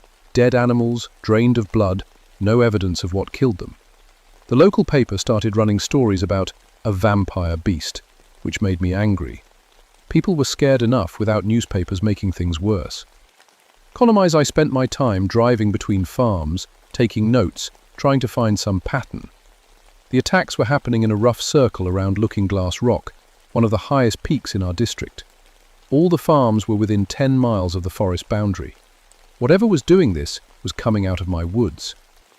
The farmers started forming groups, carrying guns when they went out to check their animals. Some talked about hunting parties, going into the forest to track down whatever was killing their livestock. I couldn't let that happen. Too many people would get hurt, probably for nothing. I was sure it had to be an animal, some kind of predator that was sick or injured. Maybe it had rabies and couldn't hunt normally. The blood-draining part didn't make sense, but I'd seen sick animals do strange things before. Presume that's what I told myself anyway. I was a ranger, not some superstitious mountain person who believed in monsters. There had to be a reasonable explanation. At night, lying in my small cabin on the edge of the forest, I could hear things moving in the darkness outside. Things that didn't sound like any animal I knew. And sometimes, when I was out on patrol during the day, I'd get the feeling that something was watching me from the deep woods. I just didn't know how right I was. The first person to actually see the thing was Tommy McLeod, a 12-year-old boy whose family was camping at Davidson River. Tommy's dad brought him to my office 3 days after the latest livestock attack. "Tell her what you told me, son," his father said, putting a hand on the boy's shoulder. Tommy was pale and shaking. He kept looking toward the window like he expected something to come crashing through. When he spoke, his voice was barely a whisper. "I was getting water from the stream," he said. "It was early, just after sunrise. I heard this sound behind me like someone breathing real heavy. When I turned around, there was this thing watching me from the trees." "What did it look like?" I asked gently. "It was standing on 2 legs, but it wasn't a person. It was about as tall as me, maybe a little bigger, grey skin like a lizard. It had these spikes running down its back, and its eyes—" Tommy stopped and shuddered. "Its eyes were red and glowing. It stared right at me and I couldn't move, couldn't even scream. I just stood there while it looked at me." "How long did this last?" I asked. "I don't know, maybe a minute? Then it just turned around and walked back into the woods, real fast, like it was floating." Tommy's dad looked at me with worried eyes. "He won't sleep without the lights on. Keeps saying the thing is coming back for him." I took down all the details and drove out to their campsite. The stream ran clear and cold from the mountains, surrounded by thick rhododendron bushes. I found some broken branches where something had pushed through, but no footprints. The ground was too hard and rocky. But there was something else. On one of the broken branches, I found a small amount of clear, sticky substance. It smelled strange, not like anything I'd encountered in the woods before. I put it in a sample bag and made a note to have it tested. After noon, a man in a dark suit showed up at my office. He was tall and thin, with grey hair and cold blue eyes. He showed me a badge that said CDC, Centers for Disease Control. "I'm Dr. James Whitfield," he said, settling into the chair across from my desk. "I understand you've been investigating some unusual animal deaths in this area." "That's right," I said. "Livestock attacks. We think it might be a sick predator." Dr. Whitfield nodded slowly. "We're concerned about a potential disease vector, some kind of rabies variant that might be affecting local wildlife. I'll be setting up a research station to monitor the situation." Unprotected. Something about him made me uncomfortable. He seemed to know more about the attacks than I'd told him. And why would the CDC be interested in a few dead cows? "I'd like to coordinate with your investigation," he continued. "Share information, pool resources." Dr. Whitfield left me his card and said he'd be in touch. After he was gone, I realized I felt like I'd just been interviewed instead of consulted. That night, I decided to stake out Henderson's farm. If whatever was killing the livestock was going to strike again, it would probably come back to the same area. I parked my truck in the woods about a quarter-mile away and hiked to a spot overlooking the pasture. I brought my infrared scope and a motion detector, plus my rifle, just in case. The night was clear and hot. Crickets chirped in the grass, and occasionally I heard an owl calling from the forest. Normal sounds, peaceful sounds. I started to think I was wasting my time. Meticulously. Then, around 2 in the morning, the crickets stopped. The silence was sudden and complete. Even the breeze seemed to die away. I picked up my scope and scanned the pasture, looking for any movement. At first I saw nothing. Then something moved near the fence line. Something that didn't look right. Through the infrared scope, I could see a heat signature moving across the field. But it wasn't moving like any animal I knew. It seemed to flow from one spot to another, faster than anything should be able to move. And it was walking upright. I watched it approach one of Henderson's cows. The animal didn't seem afraid. It just stood there while the thing got closer. When they were about 10 feet apart, the cow simply laid down in the grass, like it was going to sleep. The creature moved to the cow and bent over it. I couldn't see exactly what it was doing, but it stayed there for several minutes. When it finally straightened up, the cow didn't move. Then the thing looked directly at me. Even through the scope, even from a quarter-mile away, I could see its eyes, red and glowing, just like Tommy had said. And I had the strangest feeling that it could see me too, despite the darkness and the distance. It stared at me for what felt like hours, but was probably only seconds. Then it turned and moved toward the forest, covering the distance impossibly fast. One moment it was there, the next it was gone. I sat until dawn, shaking. When the sun came up, I walked down to check on the cow. Dead, with 2 perfect holes in its neck, just like all the others. But now I knew we weren't dealing with any ordinary animal. Dr. Whitfield was waiting for me when I got back to the office that morning. He had coffee and donuts from the bakery in town, and he was reading through my case files like he owned the place. "Find anything interesting last night?" he asked, not looking up from the papers. I hadn't told him about my stakeout plan. "How did you—" "I have ways of keeping track of the situation," he said, finally meeting my eyes. "Margaret, I think it's time I told you what we're really dealing with here." He closed the file and leaned back in his chair. 3 weeks ago, there was a break-in at a classified research facility about 50 miles from here. Several specimens were stolen. We believe they've made their way into these mountains. Specimens of what? Imprisoned Dr. Whitfield was quiet for a long moment. Genetically modified organisms, created for specialized applications. They're extremely dangerous, and they need to be recovered immediately. You're talking about the things that are killing livestock? Yes, and if we don't find them soon, they'll start killing people. I stared at him. You're telling me the government created these creatures? The details are classified. What matters now is containment.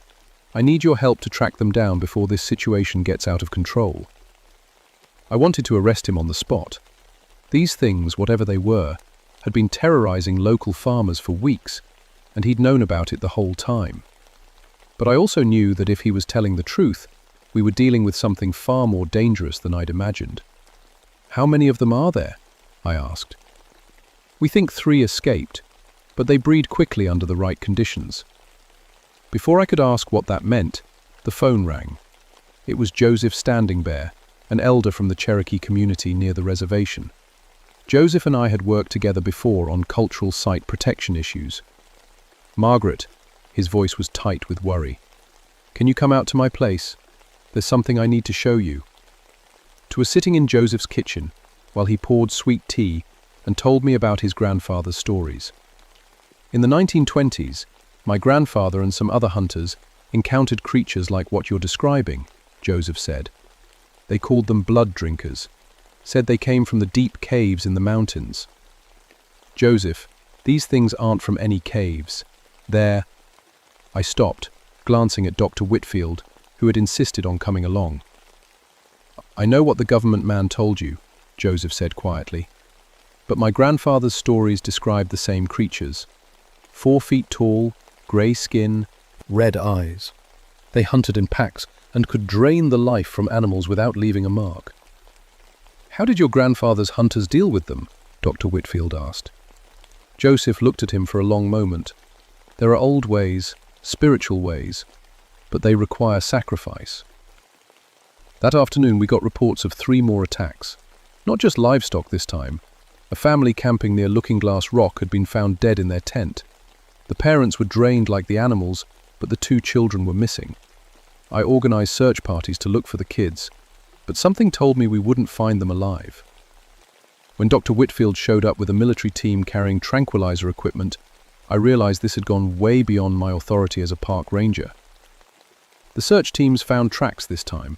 Not human, not animal. 4-toed prints with claw marks, leading toward a series of old mine shafts on the north face of Looking Glass Rock. Dr. Whitfield said, studying the maps, "We'll go in at first light." "What about the children?" I asked. He didn't answer, but his expression told me everything I needed to know. That night, Joseph came to my cabin. He brought a leather pouch filled with herbs and small carved bones.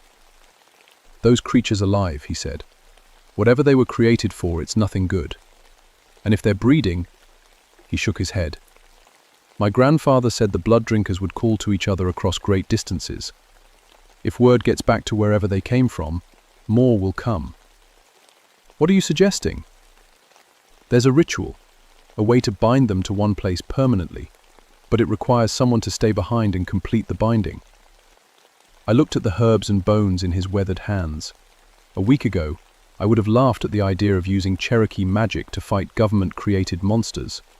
Now it seemed like our best option. "Disappointment?" I asked. Joseph nodded. "I lay in bed that night, listening to the sounds outside my cabin. I tried to prepare myself for what we might find in those mine shafts, but nothing could have prepared me for what was actually waiting in the darkness, underground. We went into the mine shafts at dawn, me, Joseph, Dr. Whitfield, and 4 soldiers with enough firepower to take down a bear. The main entrance was about 50 feet up the rocky face of Looking Glass Rock, hidden behind a tangle of dead trees and broken stone. Joseph led the way, carrying a backpack full of what he called blessed weapons, knives and arrows that had been prepared according to old Cherokee traditions. I had my rifle and a powerful flashlight. The soldiers carried tranquilizer guns and nets. Disappointment, Ted, hit us first. It was like nothing I'd ever experienced. Part animal musk, part something sweet and rotten. The tunnel sloped downward into absolute darkness, and our footsteps echoed weirdly off the stone walls. About 100 feet in, we found the children's bodies. They'd been used somehow, drained completely, but arranged carefully in a circle around what looked like a nest made of bones and torn fabric. I'd seen death before, but this was different. This was evil. Dr. Whitfield examined the area with scientific detachment. "They're using the children to feed the young," he said quietly. "This confirms they're reproducing." Knelt by the bodies and began whispering in Cherokee, sprinkling herbs from his pouch. The soldiers looked nervous, checking their weapons and scanning the darkness beyond our lights. That's when we heard the sound. It started as a low humming, almost below human hearing. Then it grew louder and higher, until it became a wailing that seemed to come from the rock itself. The soldiers raised their weapons, and I gripped my rifle tighter. "They know we're here," Joseph said, standing up from the children's bodies. "They're calling the pack." Turbulence, the attack came from 3 directions at once. Commemorate, the creatures moved faster than anything had a right to move. Grey shapes, flowing through the darkness, red eyes gleaming in our flashlight beams. The first soldier got his tranquilizer gun up and fired, but the dart bounced off the creature's hide like it hit armor. On him, I saw claws and teeth and heard screaming. Blood splashed across the mine walls. I fired my rifle at the nearest creature and hit its center mass. The bullets spun it around, but it didn't go down. Instead, it turned toward me with those terrible glowing eyes, and I felt the same freezing paralysis that Tommy McLeod had described. Joseph shouted something in Cherokee and threw a handful of his herbs at the creature. Where the herbs touched its skin, smoke rose and the thing shrieked in pain. The paralysis broke, and I could move again. The battle lasted maybe 5 minutes, but it felt like hours. 2 more soldiers died before we managed to drive the creatures deeper into the mine. Dr. Whitfield took a claw across his face and was bleeding badly, but he refused to retreat. "We have to get to the main nest," he kept saying. "We have to capture the breeding female." The tunnel opened into a large cavern, about 200 feet underground. Our lights revealed dozens of eggs clustered along the walls, and 3 more adult creatures guarding them. But the thing in the center of the cavern was different, larger, with spikes along its arms and back, and intelligence in its red eyes that made my blood turn cold. The queen, or alpha female, or whatever it was. When it saw us, It let out a sound that was part roar and part something that might have been laughter. Joseph stepped forward, pulling objects from his backpack. "Now," he said to me, "before they can coordinate an attack." What happened next still gives me nightmares. Logically began chanting in Cherokee while arranging carved stones in a pattern around the cavern entrance. The creatures reacted immediately, rushing toward us in a coordinated assault, but something was wrong with their movements. They seemed to be fighting against invisible barriers. "The binding ritual," Joseph explained between verses of his chant, "but it requires a life to complete." "What do you mean?" I shouted, firing at the alpha female as she tried to break through whatever spiritual barrier Joseph was creating. "Someone has to stay behind to finish the binding. Someone has to die here for it to work permanently." Dr. Whitfield appeared beside us, his face covered in blood, but his eyes bright with an intensity that scared me. "We can't let them die," he said. "Do you understand what we could learn from these specimens? What they could be worth?" That's when I realized Dr. Whitfield hadn't come here to destroy the creatures. He'd come to steal them for himself. Joseph looked at me with sad, tired eyes. "I'm 73 years old, Margaret. I've lived a good life. You have many years ahead of you, and people will need someone who understands these things." Before I could stop him, he stepped into the center of the cavern. The creatures swarmed him immediately, but as they touched him, light seemed to pour from his body, and the chanting grew louder, even though his mouth was no longer moving. The alpha female let out a sound of rage and fear, and the other creatures began fleeing deeper into the mine. The last thing I saw before the cave entrance collapsed was Joseph's body surrounded by light, and the queen creature trapped beside him as tons of rock crashed down from the ceiling. Dr. Whitfield was screaming about his specimens, but I grabbed him and the surviving soldier and ran. We barely made it out before the entire mine system caved in. When the dust settled, Looking Glass Rock was changed forever. Where the mine entrance had been, there was only solid stone. And somewhere underneath all that rock, the creatures were sealed away, with Joseph standing there's spirit standing guard. The government cleanup team arrived 6 hours later. Dr. Whitfield and the soldier who survived were taken away in a black helicopter. I never saw either of them again. The official report said Dr. Whitfield died in a laboratory accident the following week. The cover story was simple and effective. A rabid pack of coyotes had been responsible for the livestock deaths and the camping family's tragedy. The mine collapse was attributed to geological instability from the drought. The children's bodies were found and returned to their families for burial. End of story. It wasn't the end. Not for me. 3 days after the mine collapsed, I started having dreams. Visions, really. I could see things in the forest that weren't visible to normal sight. I could sense when animals were afraid or when something unnatural was moving through the woods. Joseph's spirit would visit me sometimes, especially when I was walking the mountain trails alone. He told me the binding would hold, but that other facilities were creating other creatures. And someday, someone would need to know how to fight them. I spent the next few years documenting everything that happened, writing it down in coded journals that I keep hidden in my cabin. I also learned as much as I could about Cherokee spiritual traditions, working with Joseph's family to understand the old ways of fighting supernatural threats. Other incidents happened across the southeast. Always the same pattern: genetic experiments escaping containment, government cleanup teams, cover stories. I started hearing from other park rangers, Forest Service people, local law enforcement. People who had encountered things they couldn't explain or report through official channels. We developed an informal network, warning systems, emergency protocols, ways to recognize when something unnatural was loose in the wilderness.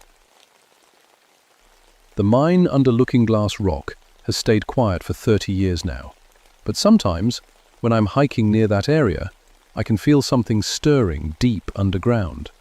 The binding is holding, but it's not permanent. Nothing ever is. I'm 55 years old now, and I've trained 3 other rangers to take over when I'm gone. I've taught them what Joseph taught me about the old ways, and I've made sure they understand what kind of world we're really living in. Because the government never stopped making their creatures, they just got better at containing them, most of the time. Wearable reading this, and you live in the mountains of North Carolina, here's what you need to know. Stay away from abandoned mine shafts.